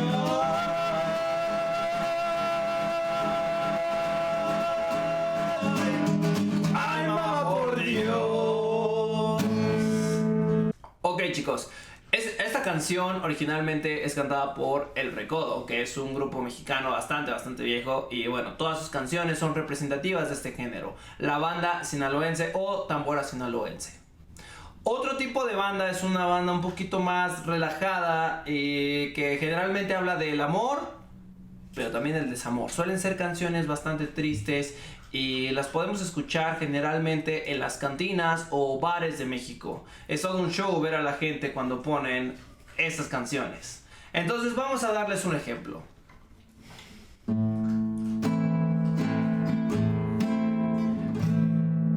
El color de tus ojos despertó mi interés y solo tengo ganas de verte otra vez. Dime que no está prohibido, quizás me animo y te pido verte el sábado a las 10. El color de tus ojos Ya. Ok. se robó mi atención. Ok, so esta canción es original de la banda MS, quienes son exponentes de este tipo de música, la banda romántica, pero también de desamor. Bien, el siguiente género que vamos a mostrar hoy es la norteña. La norteña popularizó el sonido del acordeón en México y surgió después de la independencia de México. Y bueno, ahí fue donde se popularizó en el norte del país, ya después en todo México. Sin embargo, fue en este momento cuando más se escuchó. Así es. Vamos a ver ahora un ejemplo de este tipo de música. Una canción original de Los Tigres del Norte que se llama La Puerta Negra. Ya está cerrada con 3 candados y remachada la puerta negra. Y ya es todo lo que sé. Okay, so we have many groups that could be listened by you. They are very popular in Mexico. They are Los Tigres del Norte and Intocable, right? Ya, Intocable es un grupo bastante popular en México, representante de la música norteña. He likes it a lot. I like it a lot. Okay guys, so the next type of music is called los corridos. Y los corridos esencialmente son canciones que relatan un suceso, un evento. Este tipo de música nació en la Revolución Mexicana y podemos encontrar muchas canciones que testifican, que relatan, que narran algún tipo de acontecimiento durante esta época. En la actualidad podemos encontrar también corridos, pero es una mezcla entre lo que son los antiguos corridos y la banda. Entonces, en esencia, es un género que es generado por el pueblo y para el pueblo. Vamos a ver una canción muy popular durante la Revolución Mexicana que se llama La Adelita. Y si Adelita se fuera con otro, la seguiría por tierra y por mar. Si por mar en un buque de guerra, si por tierra en un tren militar. Y si Adelita quisiera ser mi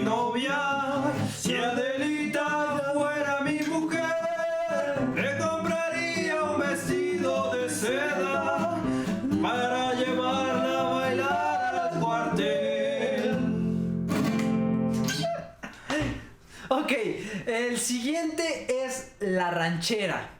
Este género es popular en México y es porque contempla y junta la cultura y el folclore mexicano.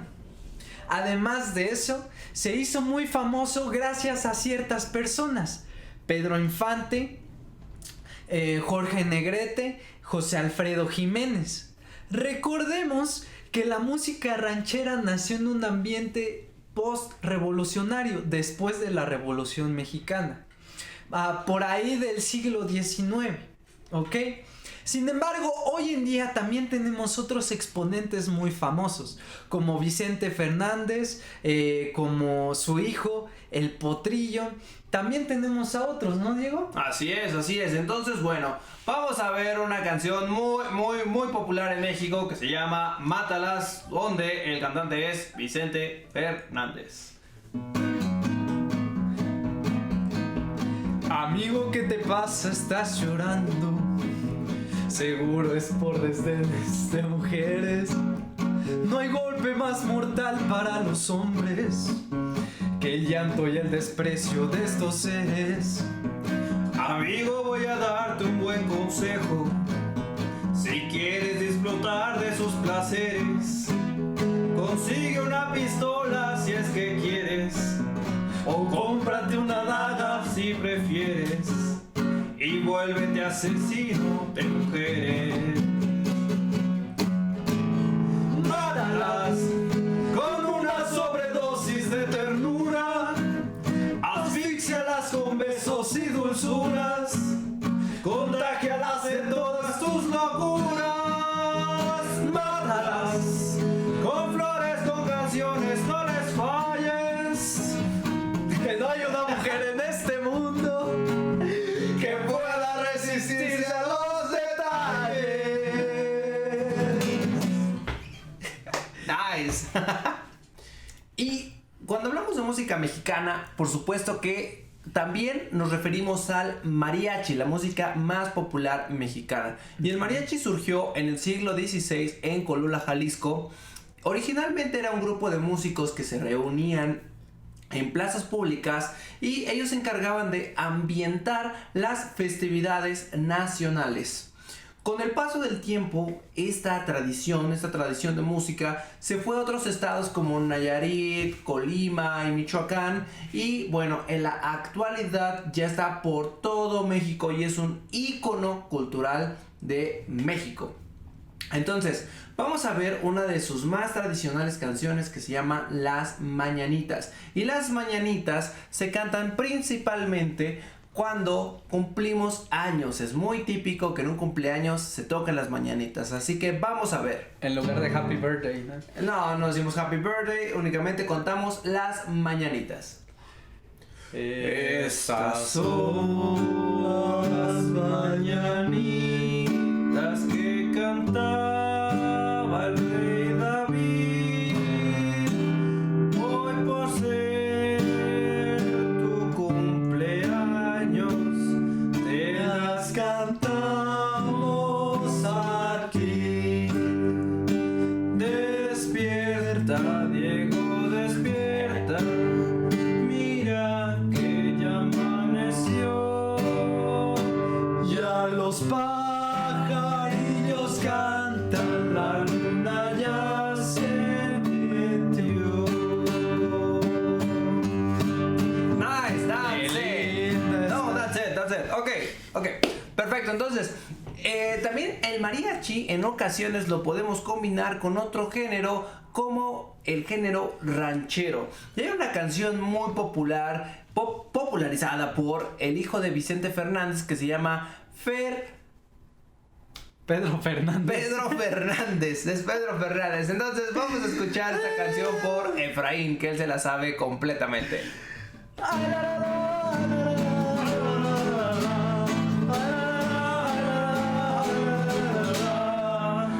Yo soy el aventurero, el mundo me importa poco. Una mujer me gusta a pesar de todo.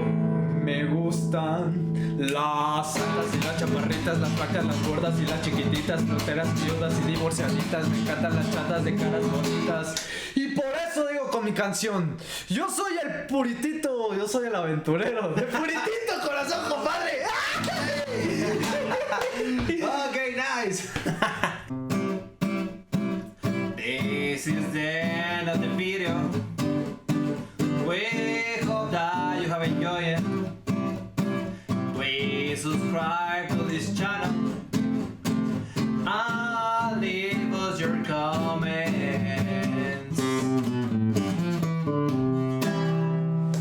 ¡Hasta luego! Nos vemos en el siguiente video. Want to speed up your language learning? Get access to all of our best PDF cheat sheets for free. Just click the link in the description and sign up for your free lifetime account right now. Hi everyone on SpanishPod101.com. I'm Efrain. And I'm Diego. And today we're going to talk about special usages of the verb tener. You already know the meaning, but do you already know the usages? You may not. So, enjoy the video! So, as you know, the verb tener essentially means to have, but it can also be translated as to possess, or to hold, or even to contain. However, why does the expression tengo ganas de ir al baño means I want to go to the bathroom, whereas tengo hambre means I'm hungry? As you can notice here, the verb tener is not as easy as you previously thought. Tener is a very common word, and it is used in a lot of expressions. Some of them make sense, but some other times, not that much. Yeah, so now let's take a look into the most common usages of this verb. So the first expression is tener un buen día, and this expression is used when you say goodbye to someone and you wish that someone a nice day. Normally we will say que tenga un buen día as in the formal version, or que tengas un buen día as in the tú or informal version. So, for example, Diego, ya me tengo que ir. Tengo que ir a comerme estos panes. Mi hermana me invitó a tomar un café y comer de estos panes. No sé de qué están hechos. Son verdes, pero están deliciosos. Ok, bueno, que tengas un buen día. Gracias. The second expression is tener que, and it is used to express a necessity or an imperative, or simply that something must be done. Tener que, to have to. For example, Diego, tienes que acabar de leer este video. Diego, tienes que acabar de leer este libro. ¿Por qué?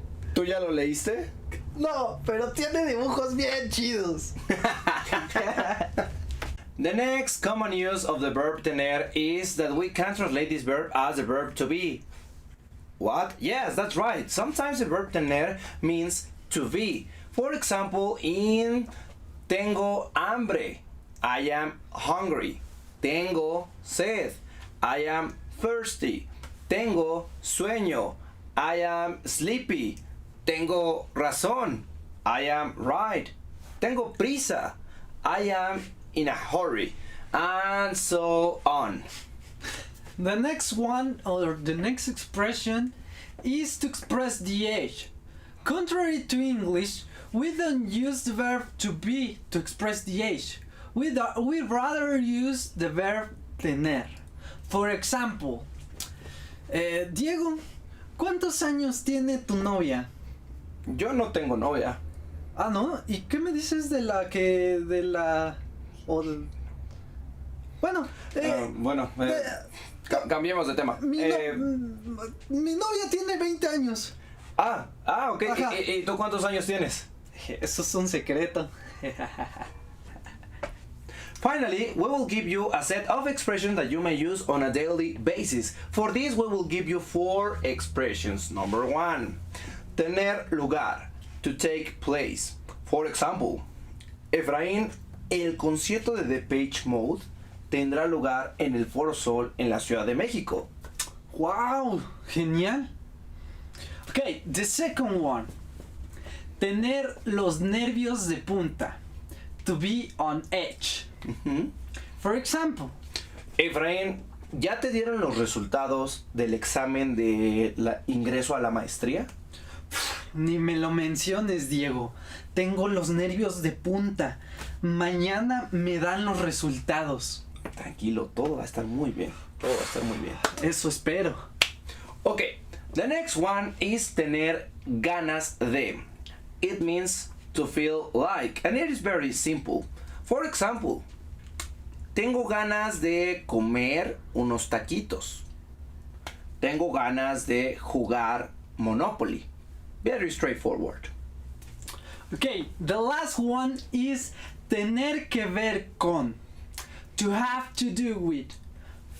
And, for example, Diego, yo iba caminando con mi amiga Sofía el otro día. Oye, a todo esto, ¿cómo está tu hermano? Muy bien, gracias. Sí, ¿por qué? O sea, yo iba caminando con Sofía el otro día y es una chica muy bonita. Sí, es muy guapa. Ojalá y se me haga con ella, de verdad. Vamos a esperar que sí. Bueno, pero ¿qué tiene que ver mi hermano con todo esto? Nada, solo me acordé de él y quería saber cómo está. Ah, ok. That's it for today, my friends from SpanishPod101.com. We hope that you have enjoyed this video. If so, please give us your thumbs up and share with other learners. Also, we want you to know that we do read your comments and also reply to them, so please feel free to post them. Thank you guys for all your support and for let us know that we are handsome. Thank you. Thank you. So, see you in the next video. Hi everybody, Rosa here. Welcome to Ask a Teacher, where I'll answer some of your most common Spanish questions. The question for this lesson is, how do you know when to use ser o estar? This can be confusing for Spanish learners, especially for native English speakers, because both ser and estar mean to be. First, let's go over the forms of ser. I am, yo soy, you are singular, tú eres. He, she is, you are, polite. Él, ella, usted es. We are, nosotros somos, you are, plural. Vosotros sois. They are, you are, polite and plural. Ellos, ellas, ustedes son. The different forms of estar are yo estoy for I am. Tú estás for you are, singular. Él, ella, usted está for he, she is, you are, polite. Nosotros estamos for we are. Vosotros estáis for you are in polite form. And ellos, ellas, ustedes están for they are. You are, polite and plural. There is a subtle but simple difference between the two words for to be. Estar is for temporary conditions such as feelings and emotions, and that's why how are you is ¿cómo estás? Ser is for characteristics or permanent states of being. For example, if I'd say I am American, I would say yo soy americano. Here's a good rule of thumb. Turn the sentence into a question. If the question uses how, then use estar. And if it uses what, use ser. Take the word callado, for example, which means quiet. Depending on which verb you use, the nuance will be different. If you say ella es callada, which uses ser, that means she's quiet, as in she's a quiet person. On the other hand, if you say ella está callada, which uses the verb estar, that would mean she's being quiet. The nuance is that this situation is temporary and that she's just being quiet in this moment in time. Pretty cool, right? If you have any more questions, please leave a comment and I'll try to answer them. Bye! Hello! Hello and welcome back, my friends from SpanishPod101.com. As you know, my name is Manuel. And I'm Rodrigo. Woo! Yeah, of course we're kidding. My name is Diego. And I'm Efrain. Good. And today we're going to start with our series Mexican words that you should know. So let's get it started. Let's get it started.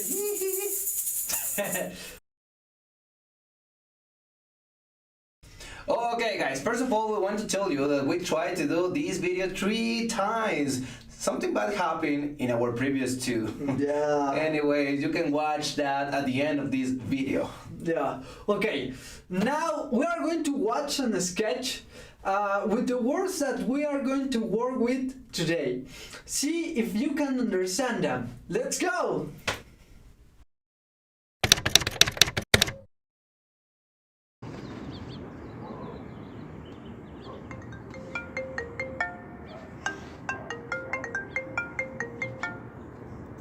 Hey, hermano. ¿Qué onda, carnal? ¿Cómo estás? No muy bien. ¿Por qué? ¿Qué tienes? Tuve una pelea con mis papás y... está muy cañona la situación. Ey, pero no te me achicopales. Mira, hay un café cerca de la casa. ¿Por qué no vamos ahí y echamos el chal? Sí, claro. Solo que tengo un bonche de cosas en mi cartera, pero ninguna de ellas es dinero. Ey, no te preocupes por eso. Yo pago. Cámara, va. Oye, pero ¿en dónde estás ahora? Estoy en el parque donde siempre nos encontramos. Ah, perfecto. Entonces voy para allá. Sí, claro. Te espero. ¡Hey, Efraín! ¡Hey! ¿Ya listo?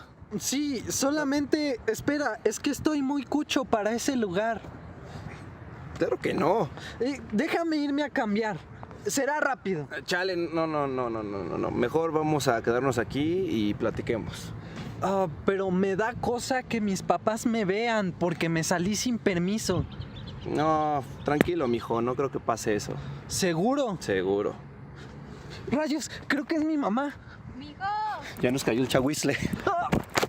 As you might have understood, one of the words that we used was achicopale. And achicopale is basically like a minor state of depression, something that is not too high or too low. For example, Diego, se murió mi perro. ¿Firulais? Sí.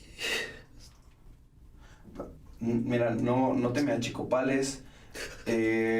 Después compramos otro perro y Firulais número 2. No hay problema. ¿Qué? Okay, the second word here is cañón, and you use it to describe that something is difficult. For example, Diego, ayer hice mi examen de ingreso a la maestría. ¿Qué tal? Estaba bien cañón. Creo que no entré. Claro que sí vas a pasar, por supuesto. Okay, so the next word is carnal.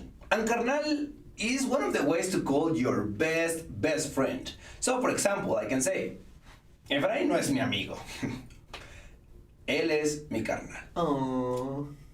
Okay, the next one is bonche. And it works just for countable things. It means a lot. For example, Diego, tengo un bonche de cosas en mi cartera, pero ninguna de ellas es dinero. Good. Okay, guys. The next word is chal. And we normally use this word with the expression echar el chal. And echar el chal basically means to go with a friend to a cafeteria or to something healthy and have like a brief talk. So, for example, Efraín, hay un café muy cerca de aquí. ¿Por qué no vamos y echamos el chal? Claro, vamos. The next word is cucho, and you will use it to describe something that it is in bad shape or something that doesn't look good or something that is not well done. For example, Diego, tienes que levantar tu cuarto. Está bien cucho. Bien sucio, bien todo está desordenado, está bien cucho. Gracias, yo también te quiero. Okay, the next one is cámara. And that's one of the ways for saying okay. So, for example, Efraín, ¿por qué no vamos a la plaza a patinar sobre hielo? Ok, cámara. Bien. Vamos. Okay, the next one is chale, which means oof. Just like that. Oof. For example, Diego, al llegar aquí a tu casa me di cuenta de que se me perdió la cartera. Chale. Sí. Chale. Okay, the next one is chahuizle, and we will normally use this word in the expression ya nos cayó el chahuizle. So, you're going to use this when you know that something bad is going to happen. For example, when you see a policeman coming by and you're drinking alcohol in the street, that you know that that's forbidden, you know that something bad is going to happen because he's going to give you a ticket. So, in that case, you can say, ya me cayó el chahuizle. Yeah. Okay, the last word is mijo. And you will use it to call a friend or a neighbor or someone of your neighborhood. This word is commonly used with ¿qué ole?, which means what's up. For example, ¿qué ole, mijo? ¿Qué ole, mijo? That's the example. Yeah. Okay, guys, now we're going to watch once again the sketch, but now this time with subtitles, so you can understand it better.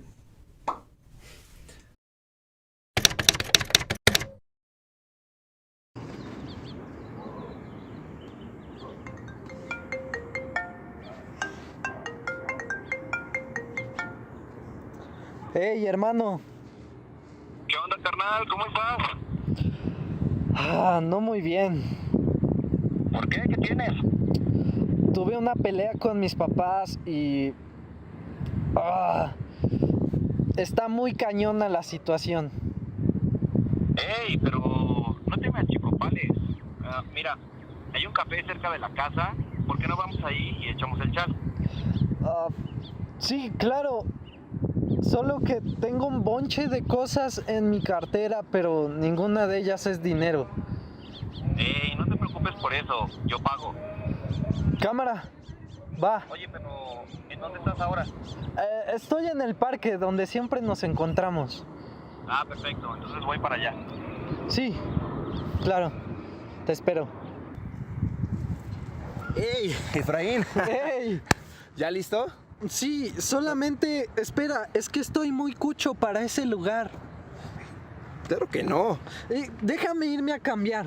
Será rápido. Chale, no. Mejor vamos a quedarnos aquí y platiquemos. Pero me da cosa que mis papás me vean porque me salí sin permiso. No, tranquilo, mijo, no creo que pase eso. ¿Seguro? Seguro. Rayos, creo que es mi mamá. ¡Mijo! Ya nos cayó el chahuizle. That's it for today. Thank you. Please give us your thumbs up if you like this video. Comment us. We will reply to your comments. And we love you people. Thank you for everything. Subscribe to this beautiful channel, SpanishPod101.com. See you! Hello, my friends from SpanishPod101.com. My name is Diego. And Hey, what's up, my friends from SpanishPod101.com? My name is Diego. And I'm Efraín. Today we're going to start with our... Hola, soy Brenda Romaniello. Welcome to your Spanish lesson. Today we're going to talk about Spanish prepositions and 4 uses for the preposition de in Spanish. Prepositions are that grammatical part of the language that is, I would say, one of the most difficult ones to grasp because they lack meaning by themselves, but they gain the meaning based on what's around them. So how do we solve this problem? Well, it's quite simple in fact, which is to learn the different ways in which we can see these prepositions and then understand how the meaning changes with them. So let's have a look at 4 uses that we can use the preposition de in Spanish. Uso número 1. So the first use that we can use the preposition de in Spanish is for origin or nationality. For example, we can say where a person is from, and we are going to use the preposition de in this case, which means it would translate from. So a person, when we talk and we use it with a person, it would mean from, and we're going to talk about where this person is coming from. Por ejemplo, soy de Argentina. I am from Argentina. When we talk about objects or products, we can say that we can use the preposition de to describe the origin, where these products are coming from. Por ejemplo, el vino es de España. Uso número 2. The second use is to talk about material. So when we want to refer to the material of which things are made of, we're going to use the preposition de in Spanish. Por ejemplo, el vaso de plástico, el anillo de oro, la casa de ladrillos, la lámpara de cristal, la medalla de bronce. As you can see in all these examples, we are describing the material of these objects, and therefore we are going to use the preposition de in this case. When we talk about translation for the preposition de in these cases, we can say that it means made of. Uso número 3. So the third use that we use the preposition de in Spanish is to talk about possessions. So when we want to say that we are possessing something in Spanish, we are going to use the preposition de. Por ejemplo, el carro de Juan, las llaves de María, la amiga de José, el novio de Carla, la casa de Pedro. So you can see in all these examples, we're using the preposition de to show belonging in Spanish. So we mention who possess what object through using the preposition de in Spanish. Uso número 4. So the fourth use that we use the preposition de in Spanish is for time frames or just time, to talk about timing. Por ejemplo, son las 5 de la mañana. De madrugada, de noche, solemos cenar a las 6. De niña, jugaba mucho con mis hermanos. As you can see, de niña, de madrugada, de noche, de la mañana, all these are time frames, time periods that we use de as a preposition to talk about these time frames. Okay, so those are 4 uses of the preposition de in Spanish. There are lots of other uses as well, but I think these 4 will help you to understand when we use this preposition and the different meanings that it will have depending on what structure, what situation, what context is used in. I would like to leave you with a recommendation if you find that you're struggling with prepositions, is to try to take it easy and try to understand and learn prepositions in use. So when we use them and learn that specific structure with that specific meaning so that you know for sure that when you use it, you are saying it correctly. Instead of trying to learn different prepositions by the different meanings and you have 30 million different translations can actually be a little bit confusing, or trying to literally translate them from English or other languages. And if you get it wrong, well, it doesn't matter. People will correct you or you will read it somewhere, and that's how we actually start learning and knowing the meanings of different prepositions. In the comments below, I would love to hear from you. Can you write an example with each and every single different use that we have seen today? I would love to hear from you in the comments. Muy bien, that is all for today's lesson. Thank you so much for watching. Muchas gracias. Give a like to this video if you liked it and subscribe to the channel. I will see you next class. Bye. Adios. Hasta luego. Hi guys, I'm Courtney, and today I'm here in Teotihuacan, which is about an hour's drive from Mexico City. As you might know, Mexico is very well known for having various pyramids, ancient temples, and ruins all throughout the country. Today, we're here to explore one of the biggest pyramids in the world. Let's go check it out.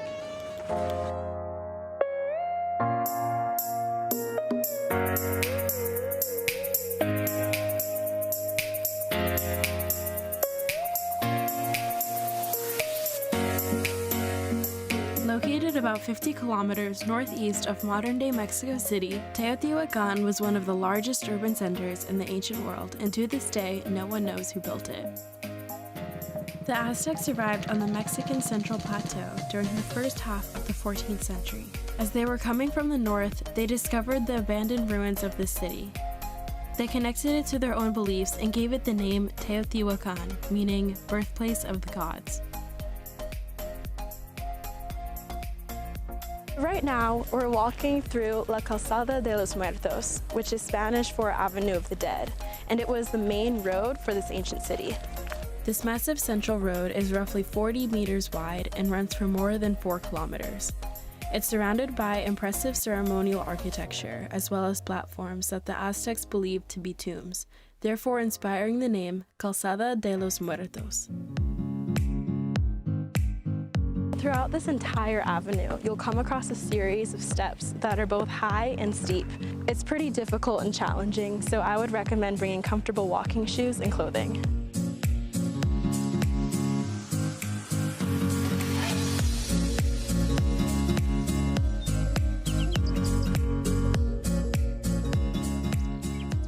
So through all these up and down stairs, I think I found a shortcut and I'm gonna take it.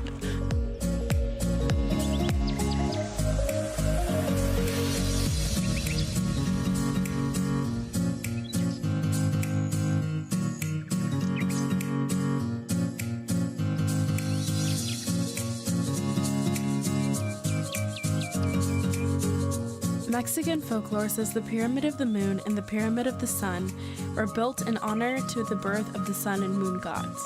To honor the gods, priests were said to perform daily ceremonies at the pyramids.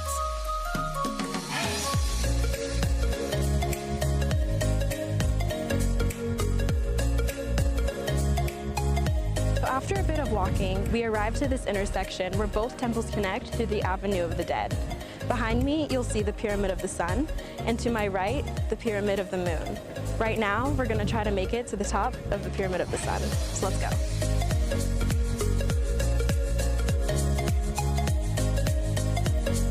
Less than half a mile south of the Pyramid of the Moon is the Pyramid of the Sun. It has a height more than 63 meters and a base more than 225 meters long on each side, making it the third largest pyramid in the world.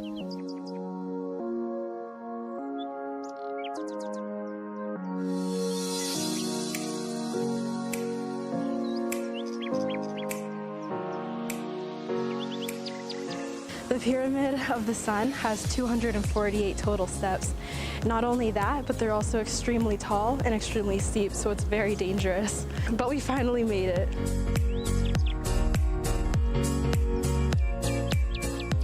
Its elevated platforms were likely used for rituals. Tombs found associated with the structure contained both human and animal sacrifices, along with grave goods such as obsidian and greenstone.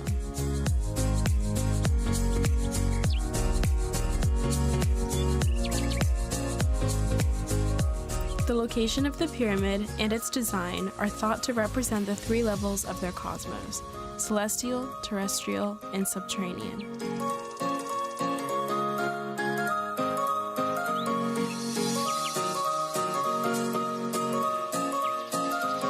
Throughout the main intersection on the Avenue of the Dead, you'll find many people selling you a series of different creative Aztec pieces, such as carvings, sculptures, and jewelry. As you're leaving, you can also find a broader selection of more souvenirs and crafts related to Teotihuacan.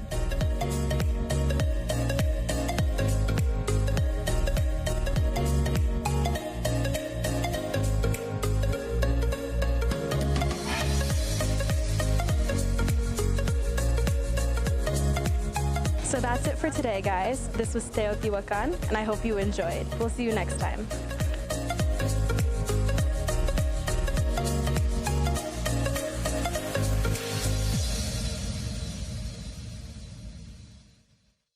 Bienvenidos, bienvenidos, amigos de SpanishPod101.com. Hoy tenemos el Efras and Diego's Comedy Show. ¡Uja! Y esta es tercera llamada. Tercera llamada para el video de chistes mexicanos. ¡Comenzamos! Laughing is a very important activity. It is even healthy for our body. And it makes the life more enjoyable. Right, Diego? That's correct, that's correct. So, Mexican jokes normally speak about 5 different topics. Number 1, about drunk people. Number 2, about an iconic character from Mexico, who we call Pepito. Number 3, when we speak about other nationalities. Number 4, when we speak about the hell. And number 5, the classical jokes for children. Of course, there are many more topics, but these are very common ones. Now, mind you, some of these use double sense, and actually we play on words to convey something sexual. That's our humor. So, but this video is family friendly, so we're going to give you some jokes that are, and let's see if you can get them. Yeah, let's just start with the first joke. Come on. Woo! Okay, so clap your hands, babies. Pepito va con su mamá y le dice, mami, ¿qué pasó, hijo? Ya no quiero jugar con mi primo al rompecabezas. ¿Por qué, hijo? Apenas va el primer martillazo y empieza a chillar. I love you, man. Okay, so did you get the joke? So basically, a rompecabezas is a puzzle, but it's also we play with the words because romper is to break and cabeza is the head. So rompecabezas is, apart from puzzle, is to break your head. And of course, what happens when you hit someone with a hammer, you destroy, you break the head of another person. You see? Ok, ahora vamos con un chiste de nacionalidades.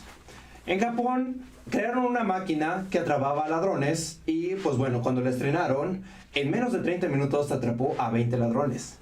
Después la llevaron a Francia y en menos de 30 minutos atrapó a 40 ladrones. Después la llevaron a Italia y en menos de 30 minutos atrapó a 17 ladrones. Y en eso la llevan a México y en menos de 5 minutos se robaron la máquina. Ok, oye. Ok, llega alguien y dice, negra, ¿bailamos? Y ella, no. ¿Pero por qué? 4 razones. Esto es un funeral. Usted está borracho. Número 3, el Ave María no se baila. Número 4, no soy negra, soy sacerdote. ¡Hombre! Thank you. Gracias, público. Ok, espero que estén disfrutando la noche con nosotros y ahora vamos a continuar con unos chistes infantiles. El primero es que había un niño tan pequeñito que su cabeza le olía a pies. Ay, qué bonito. Está bonito. Ok, otro, ese estuvo muy corto. Ok, llega la hija con su papá y le dice, Papá, ¿cómo se escribe campana? campana se escribe como suena. Entonces escribo talán, talán. Ok. Es tu turno ahora. Bien. Ahora vamos a contar un chiste sobre el infierno. Una vez, un alemán se murió. Y al ir al infierno, llegó y vio que cada nación tenía un infierno diferente. Entonces fue con los alemanes y les preguntó, ¿qué les hacen aquí? Entonces uno de los alemanes le respondió, aquí los sientan en una silla eléctrica por 1 hora. La siguiente hora los acuestan en una cama de clavos. Y el resto del día viene el diablo y da latigazos. Psh. Entonces el alemán todo espantado va a otras naciones y pregunta qué les hacen. Y siempre obtiene la misma respuesta. Hasta que llegó al infierno de los mexicanos. Y ahí en el infierno de los mexicanos vio que había mucha gente, mucha. Entonces les preguntó, ¿aquí qué les hacen? El mexicano respondió lo mismo. Silla eléctrica por 1 hora, nos acuestan en una cama de clavos la siguiente hora y viene el diablo y nos da latigazos. Entonces el alemán, sorprendido, dice, entonces, ¿por qué hay tanta gente queriendo entrar? Y el mexicano responde, es que no hay luz. Y los clavos ya se los robaron todos. Además, el diablo solamente firma y se va. ¡Ríete! Okay, that was a nice joke. Now, of course, maybe if you don't get it, it's because you don't have the cultural background. Now, let me explain why this is a very good joke. So, as Mexicans, we have the stereotype of, first of all, not paying for our bills, and this is true. Unfortunately, that's true. Most of the electricity bills are overdue for many families. Now we are seen as people who rob. That's not true at all. We are not robbers, but well, we are seen like that. And number 3, we are also known, especially for office jobs, that we don't really work for 8 hours, but we work much less. As long as the boss is not there, we can just sign, firmar, and then leave. So as you can see, most of these jokes refer to something cultural. Therefore, that's why it is important for you to know a bit of the culture in Mexico. For ending this video, we want to give you a suggestion of 4 of our favorite comedians that are Mexicans. The first one that I truly love is Franco Escamilla. Yeah, that is a good one. The second one could be Carlos Vallarta. Oh yeah, exactly. Franco Escamilla and Carlos Vallarta are estandoperos, which is a practice that came from the States, the stand-up comedy show. Well, that's now very popular in Mexico. So these two are estandoperos. We call them like that. Another one that I truly love is Platanito Show. It's a really good comedian. He's actually a clown. Y el otro también te gusta, ¿quién es? Oh, sí, hay otro payaso que se llama Chuponcito. Es muy gracioso también, les recomiendo mucho ver algunos videos de estos comediantes y pues bueno. Let's just take this advice. It is not available, well, you know, unfortunately, most of these comedians are not truly family friendly, but that's because that's our humor. You know, as we said at the beginning of this video, sometimes we speak like in double sense, so it's not suitable for children. No. So that's it for today, my friends from SpanishPod101.com. We hope that you have enjoyed this video. If so, please give us your thumbs up and share with other learners. Also, if you have any other Mexican joke that you know or any joke, please share it with us. We want to read it. We will comment all your comments. And please invite us to go and eat something. Again. No joking.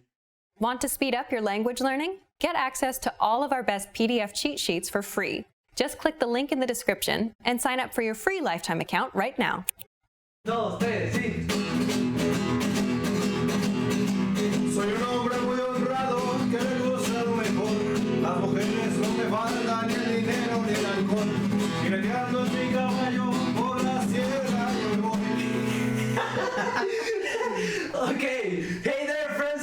EnglishPod101.com. I'm Efrain. And I'm Juan. He's Diego. Okay, anyway, we're gonna talk today about 7 mistakes that you shouldn't make in a restaurant when having a date or meeting a friend, or even when you have a business meeting, right? Yeah, this is very important to know because while in Mexico, you should take this into account. So, let's go to it. Woo!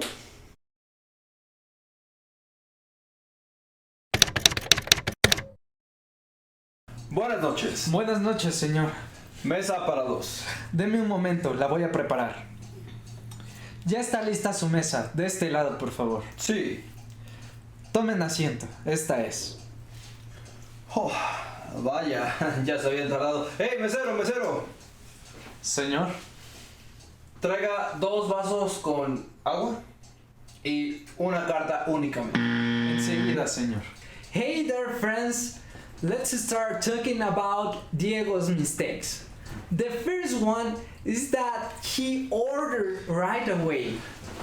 And when you eat in Mexico, and when you have food with other person, it is a social event.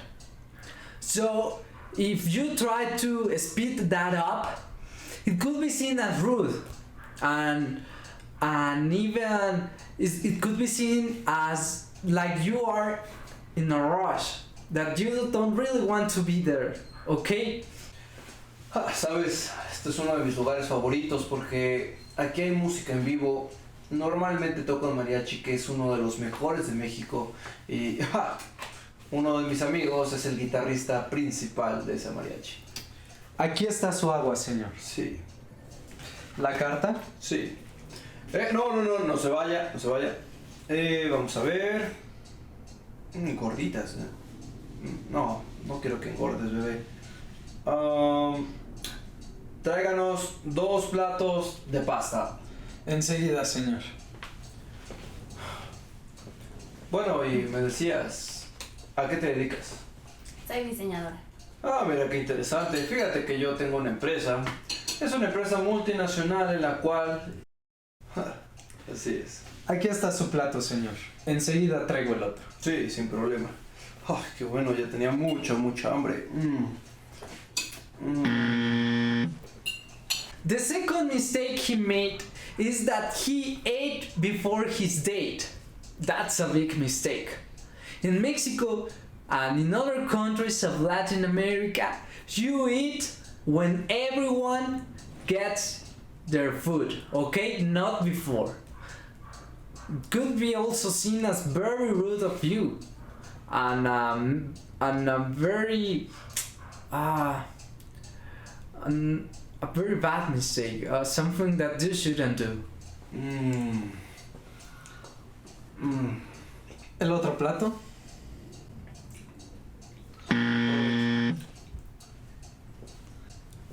Vamos, come. Entonces te decía, mi empresa se dedica a la enseñanza de idiomas. Es una empresa que está creciendo mucho. The third mistake is that Diego didn't say buen provecho, which basically means enjoy your meal. But in Mexico, you say that like a signal of start your meal.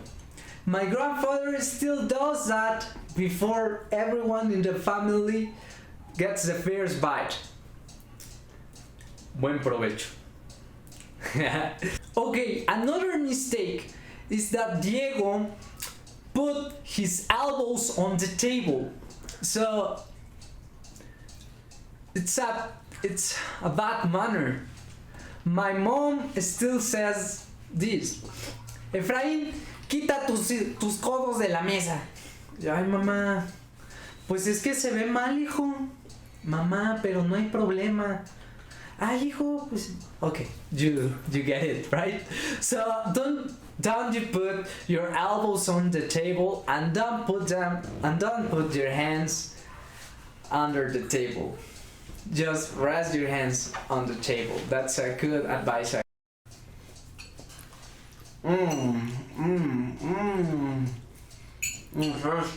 La pasta de este lugar es lo mejor de todo México. Si quieres una buena pasta, tienes que venir aquí a este lugar. Mesero. Señor. La cuenta. De acuerdo. ¿Puedo llevarme estos platos? Sí. Está bien, está bien. Por supuesto, lléveselo. Enseguida. Sí. Bueno, pues déjame decirte que esta ha sido una de las veladas más entretenidas y mágicas que he tenido en mi vida. Muy buena. Aquí está la cuenta. Sí. No, pero ¿me puede dar la cuenta dividida? ¿Dividida en partes iguales? Sí. Enseguida. Entonces, bueno, yo supongo que tú piensas exactamente lo mismo. Aquí está la cuenta. Vaya, me encanta la eficiencia de este lugar, es rapidísimo. Ok, sí, todo es correcto. Tu tarjeta. Perfecto. Mire. ¿Con propina, señor? No, la cuenta cerrada sin propina. De acuerdo. ¿Gusta? Ok. ¿Cuenta cerrada? Entonces, como te decía, no es necesario que tú me digas que esta también es una de tus veladas más mágicas, porque eso lo puedo notar en tu actitud, en tu comportamiento, en tu expresión. Ya está, señor. Disculpe. Excelente. Bueno, pues no hay tiempo que perder. Vámonos. Provecho a todos. Gracias. The next mistake Diego made is that he talked while having food in his mouth. That's a big mistake. And don't ever do that. It's gross. And then one of the biggest mistakes he made is that he split the bill. Contrary to other countries like Canada, like United States, or some other countries in Europe, we don't split the bill. Usually, who invites you is the one who will pay the bill. Okay? So it's a good advice, not even for dates. When you invite friends or when you have a business meeting, it is well seen that you pay the bill of all the persons there. Another mistake is that Diego didn't leave any tip. In Mexico, it's common to leave the 10% of the bill. Okay? Something that he did good is that he said buen provecho when leaving. When you get into a restaurant or when you get out, you say buen provecho. Dos, tres.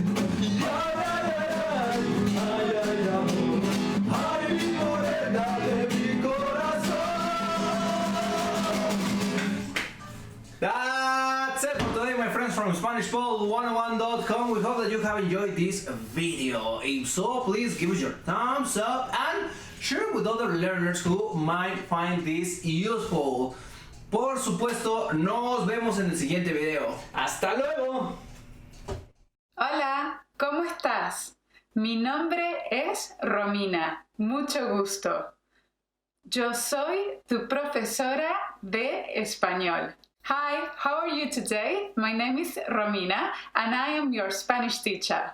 En la clase de hoy voy a explicarte cómo hablar de nacionalidad en español. For today's lesson, I'm going to teach you how to express nationalities in Spanish, how to say where are you from in Spanish. Para hablar de nacionalidad en español, necesitas el verbo ser. El verbo ser significa to be en inglés. So, to talk about nationalities in Spanish, we need to use the verb ser. Please repeat. Ser. Ser. The verb ser the verb ser means to be in English. So when you're translating this verb into English, you're going to translate it as to be. En la clase de hoy no voy a enseñarte cómo conjugar el verbo ser completamente.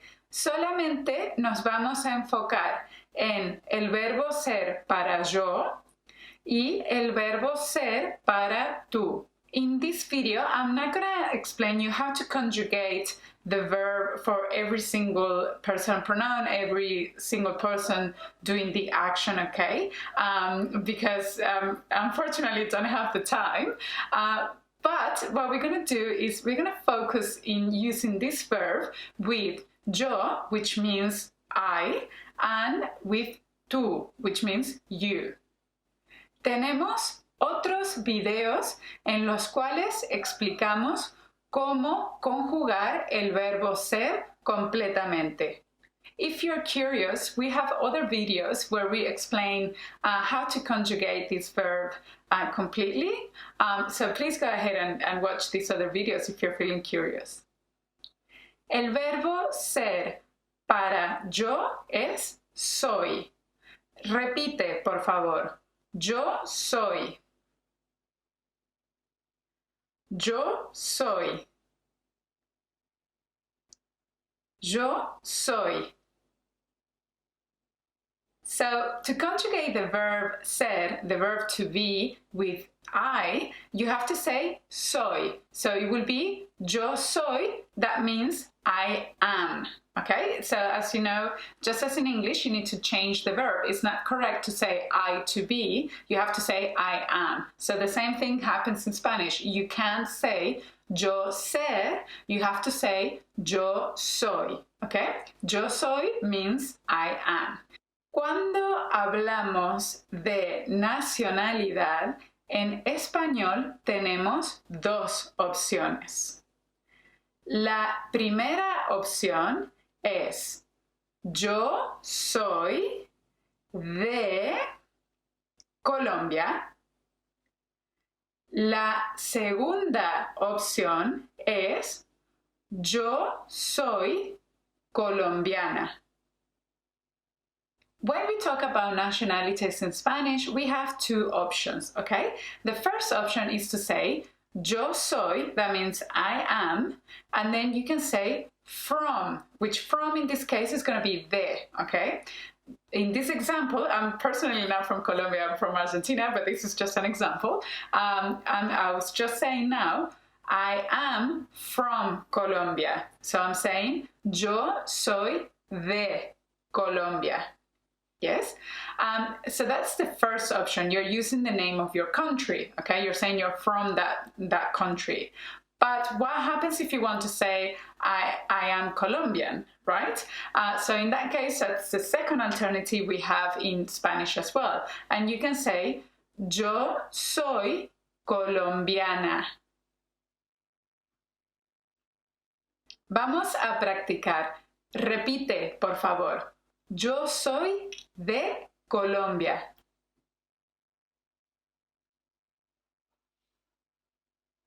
Yo soy de Colombia.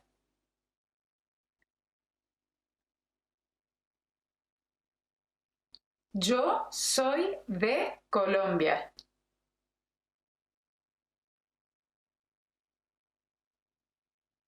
Yo soy colombiana.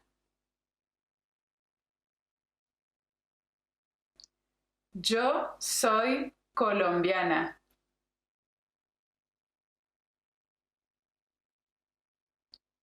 Yo soy colombiana.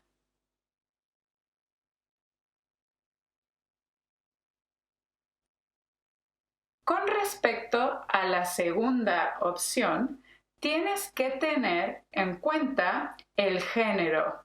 ¿Es masculino o es femenino? When you're using the second option, you have to think about the gender, okay? You have to think if you have to use a female or a male, a masculine, okay, nationality. En mi caso, yo soy mujer. Necesito la palabra en femenino. In my personal case, of course, I'm a female, so I'm going to be using the word in the female, okay? So as you can see in the example, yo soy colombiana, colombiana, ending in A, okay, that's a female word, okay? But if I were a male, I would say, yo soy colombiano. Si quieres transformar una palabra de masculino a femenino, necesitas reemplazar la O final. Reemplazas la O por A. Por ejemplo, cubano, cubana. Argentino, argentina. So if in Spanish you want to turn a word from male into female, so what you have to do is replacing that ending O, okay? Just replace that and use an A instead. If it's a male, you're gonna say cubano, but if it's a female, you're gonna say cubana, okay? If it's someone from my country, you're gonna say argentino or argentino for males, but if it's a female, then you're gonna say Argentina. I would like to clarify as why I'm not using Argentina as the first example, as why I'm not using Argentina, and that's because the name of the country is just as the gentilicio, like the adjective, okay? So that's why I feel that it's not very good as an example to show you the differences between the first option and the second option, right? Because if I'm telling you exactly where I'm from, I'm just gonna say yo soy de Argentina or yo soy Argentina. So I think it's not, the difference, as you can see, is just that it's missing. So I feel that these phrases are not very different, and that's why I don't like using it as an example. I love my country. I'm very proud of being Argentinian, and I wanted to just clarify that. A veces no es posible reemplazar la O por A. A veces necesitas sumar una A, colocar una A extra. Por ejemplo, inglés, inglesa. Español, española. Alemán, alemana. So sometimes it's not possible in Spanish to replace the O and add an A to make it female. In those cases, what you have to do is add an extra A. For example, as I was saying before, I was saying English, right? It's inglés, inglesa. You can see that we are adding an A at the end, okay? Because obviously there is no O to replace. Español, española. Alemán, alemana. Okay? So I was just saying English, then Spanish, and then German. Hay palabras que funcionan para femenino o masculino, okay? Y no necesitas cambiar la palabra. We have words in Spanish that work perfectly fine for both female and male, so you wouldn't have to make any changes to the word. Por ejemplo, belga, pakistaní, árabe, hindú. No importa si es femenino o masculino, puedes decir belga. Those can be used for female or males. Now, it's your turn to tell me, where are you from? So the question in Spanish to ask someone about nationality is, ¿de dónde eres? El verbo ser para tú es eres. Tú eres. Tú eres. Tú eres. What happens if you want to say you are? Okay? Again, you can't say tú ser. You need to conjugate it. Okay? You have to say tú eres. So that means you are. Repite, por favor. Please repeat. ¿De dónde eres? ¿De dónde eres? ¿De dónde eres?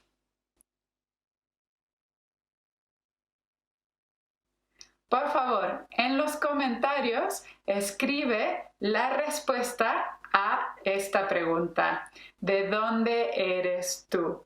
Please, in the comments down below, let me know the answer to this question. Where are you from? ¿De dónde eres?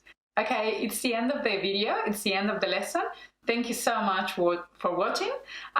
Please let me know in the comments down below if you have any questions. Muchísimas gracias y nos vemos en la próxima clase. Adiós. Hello, my friends of SpanishPod101.com. Today we have a very special video. My name is Diego. And I'm Efraín. And we are going to see 5 Mexican movies that you will find very helpful for you to understand vocabulary and comprehension. And also Mexican expressions for you to talk with your Mexican friend, of course. So, yes. Enjoy the video. Enjoy it, eh?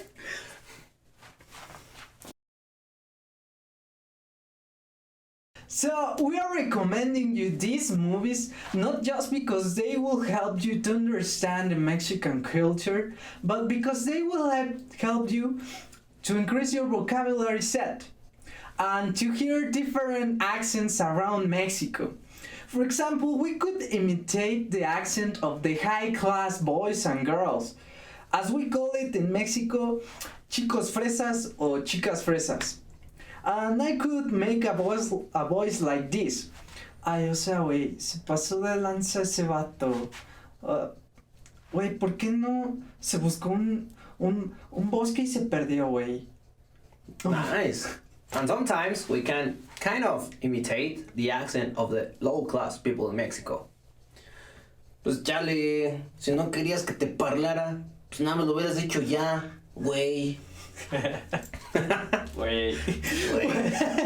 Well, and we are not professional doing that. We are actually very bad actors, and we are gonna leave you in good hands. So we're gonna start with the first one. Oh, but we know that this is a channel for learning in Spanish. So we are making this list in Spanish. That's correct. Yeah, but don't worry, because we highly suggest you watch this video without the subtitles. But if you have any question about what we said, you can use them. We will hard code it right here. Ok. Y la primera película es Amores Perros. Y Amores Perros sucede en la Ciudad de México. 3 historias se unen a partir de un choque automovilístico. Esta es una película que nos enseña lo difícil de la vida humana. O como decimos aquí en México, lo perra de la vida humana. Es una historia audaz, intensamente emocional, pero también muy ambiciosa. Y bueno, te recomiendo que la veas. Realmente es muy cruda, pero también entretenida. Y ¿por qué no? Puedes comprender un poco más de la vida aquí en la Ciudad de México.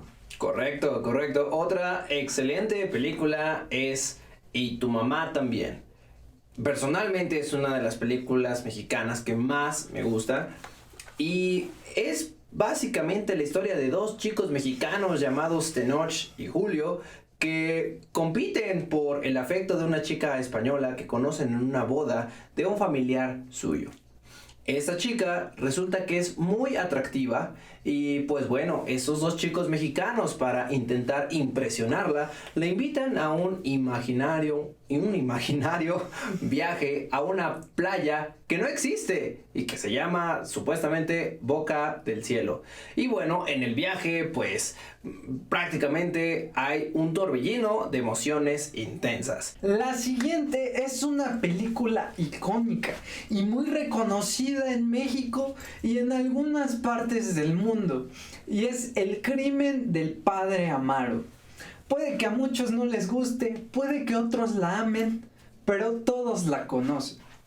Y el crimen del padre Amaro trata sobre un padre, un joven de 24 años, recién ordenado sacerdote, que llega a una parroquia de un pueblo, donde el padre se llama Benito, quien recibe fondos tal vez de los narcotraficantes, pero también llega a conocer al padre Natalio, quien se sospecha que ayuda a los guerrilleros. Bien, mientras tanto, el padre Amaro empieza una relación amorosa con Natalia, una chica de 16 años, y todo va bien, pero se complica cuando Natalia queda embarazada. El padre Benito recibe ciertas amenazas y el padre Natalio pues está acusado y está bajo la mira y tal vez quede excomulgado. Bien, toda esta historia tiene mucha drama, está cargada de muchas emociones y todo termina cuando el padre Amaro le pide a Natalia que aborte al bebé. Es una historia muy fuerte, pero también es muy conocida en México, pero también en otras partes del mundo. Bien, la siguiente película es una también muy icónica aquí en México, que todo buen mexicano ha visto, y se llama Sexo, Pudor y Lágrimas. Sexo, Pudor y Lágrimas es una cinta en donde podemos ver tragedia, pero también diversión y al mismo tiempo una constante búsqueda de salir de la cotidianidad de tres parejas que son los principales personajes de esta historia. Podemos decir que es una cinta que no te va a dejar ni un solo segundo tranquilo, porque está cargada de mucha emoción. Y además es una historia que se desarrolla en la ciudad, una de las ciudades más grandes del mundo, es decir, en la Ciudad de México. Podríamos decir que es una visión actual sobre la batalla de los sexos, en hombres contra mujeres. Es muy recomendada y te aseguro que esta película no te va a defraudar. La última, que es la favorita de nosotros dos y es la más reciente, a pesar de que son películas actuales, pero esta es la más reciente y se llama Nosotros los Nobles, y cuenta la historia acerca de tres chicos que despilfarran el dinero del padre. Un día el padre se da cuenta de que hizo hijos buenos para nada y decide quitarles el acceso a la herencia familiar. Y bueno, hay una serie de cosas que pasan ahí que no me arriesgo a contarles porque si no les contaría la trama de la historia. Y tienen que verlo, es muy divertido, tiene además mucho vocabulario y en particular yo me declaro fan de Javi Noble. Yo también creo que muchos mexicanos nos sentimos identificados, nos gusta mucho ese personaje. Perfecto, chicos. So, well, now I know that these are just 5 movies, but these suggestions are really, really, really good examples of what Mexican movies are like. But don't worry, because if you like these 5 movies, we will make another video with even more Mexican movies that we truly, truly love. That's it for today, my friends of SpanishPod101.com. We hope that you have enjoyed this video. If so, please give it your thumbs up and share with other learners who might want to know some Mexican movies, some very good Mexican movies. Also, please, if you have any comment or opinion or something, please let us know in the comment section right below. We do read them and reply to them. See you in our next video, guys. ¡Hasta luego! Hola a todos. Soy Víctor Trejo. Hi everyone. I'm Víctor Trejo. In this lesson, you'll learn how to introduce yourself in Spanish. This is Mark Lee, and he's on a plane to Mexico. Angel Salazar, a passenger sitting next to him, introduces himself by saying, "Hi, I'm Angel. Nice to meet you." Hola, soy Ángel. Mucho gusto. Listen to the conversation and focus on Mark's response. Note, even though this is their first encounter, both Angel and Mark use only their first names. Ready? Hola, soy Ángel. Mucho gusto. Mucho gusto. Soy Mark. Once more with the English translation. Hola, soy Ángel. Mucho gusto. Hi, I'm Angel. Nice to meet you. Mucho gusto. Soy Mark. Nice to meet you. I'm Mark.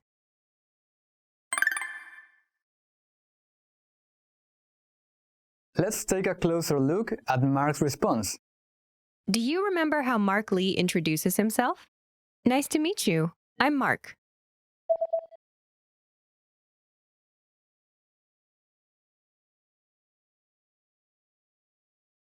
Mucho gusto. Soy Mark. First is the expression Mucho gusto. meaning nice to meet you. Mucho gusto. Mucho gusto. This expression literally means much pleasure, but translates as nice to meet you. Mucho gusto. This expression can be used in any situation, from an informal encounter to a business meeting. Do you remember how Mark says, "I'm Mark"?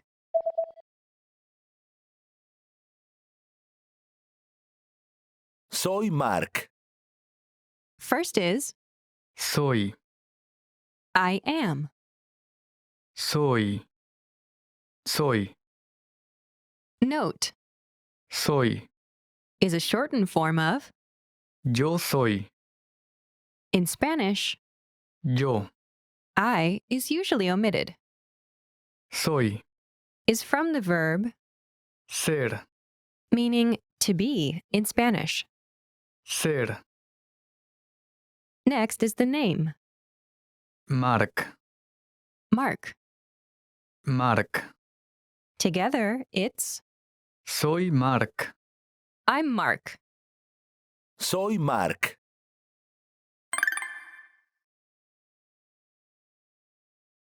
The sentence pattern is Soy name. I'm name.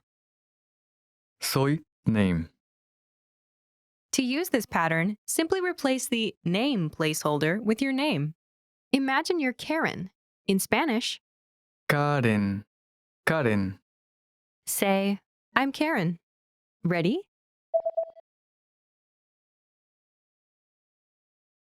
Soy Karen. I'm Karen. Soy Karen.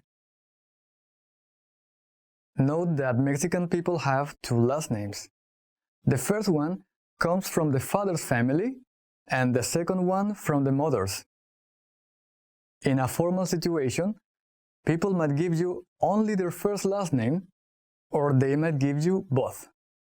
For example, Angel's full name is Ángel Salazar Almonte.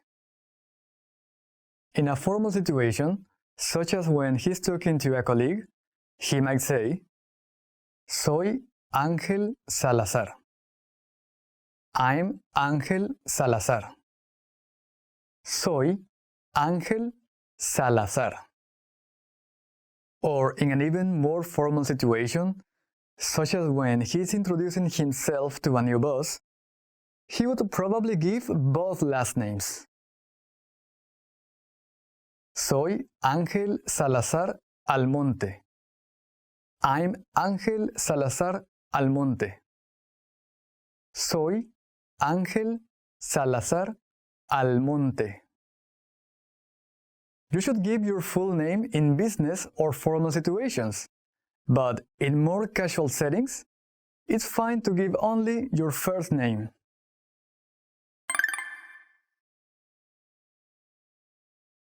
Let's look at some examples of people introducing themselves. Listen and repeat, or speak along with the native speakers. Mucho gusto. Soy Ángel. Mucho gusto. Soy Ángel. Mucho gusto. Soy Mark. Mucho gusto. Soy Mark. Mucho gusto. Soy Karen. Mucho gusto. Soy Karen. Mucho gusto. Soy Víctor. Mucho gusto. Soy Víctor. Mucho gusto. Me llamo Sonia. Mucho gusto. Me llamo Sonia. Did you notice how the last speaker replaces soy with me llamo?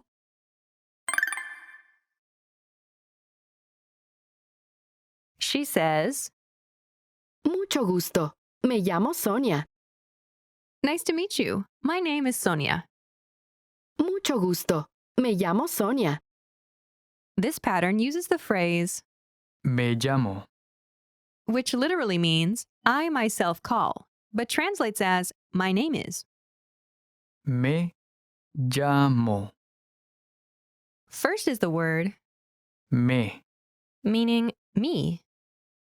Me. After this is Llamo. I call. Llamo. Llamo. Note Llamo. is the shortened form of Yo llamo. in Spanish. Yo I is usually omitted. llamo. Is from the verb Llamar. meaning to call. Next is the name. Sonia. Sonia. Altogether, it's Me llamo Sonia. literally myself I call Sonia, but it translates as my name is Sonia. Me llamo Sonia. The pattern is Me llamo name.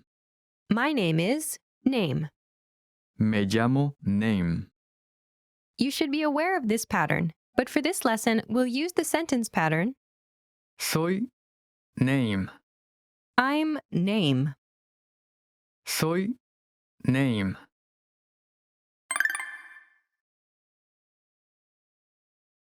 Let's review the key vocabulary. Hola. Hello, Hola. Hola.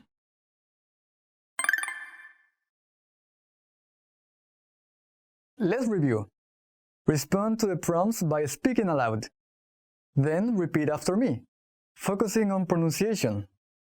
Ready? Do you remember how to say, nice to meet you? Mucho gusto. Mucho gusto. and the Spanish pronunciation of Mark's name? Mark. Mark. Do you remember how Mark says, I'm Mark?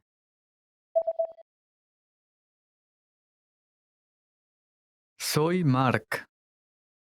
Soy Mark. Do you remember how Mark says, nice to meet you, I'm Mark?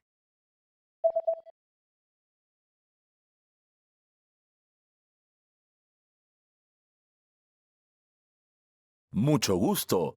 Soy Mark. Mucho gusto. Soy Mark. Do you remember how to say hello? Hola. Hola. Finally, do you remember how Angel says, hi, I'm Angel. Nice to meet you.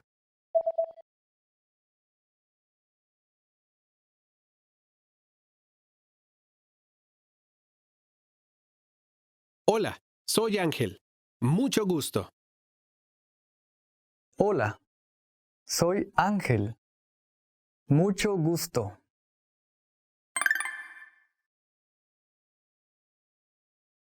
Let's practice. Imagine you're Karen. Karen. Respond to Angel's self-introduction. Ready? Hola, soy Ángel. Mucho gusto.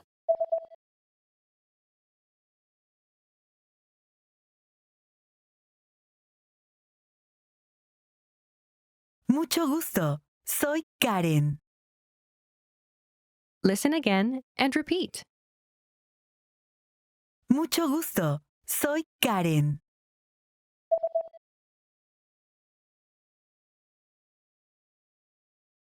Mucho gusto. Soy Karen. Let's try another. Imagine you're Sonia. Sonia. Ready? Hola, soy Ángel. Mucho gusto.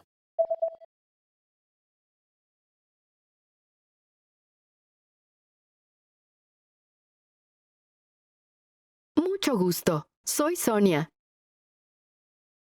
Listen again and repeat. Mucho gusto. Soy Sonia.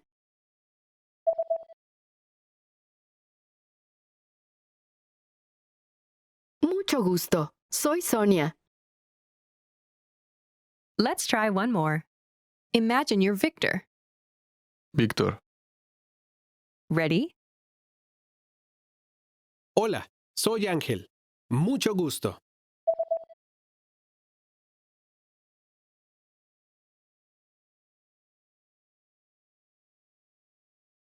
Mucho gusto. Soy Víctor. Listen again and repeat. Mucho gusto. Soy Víctor.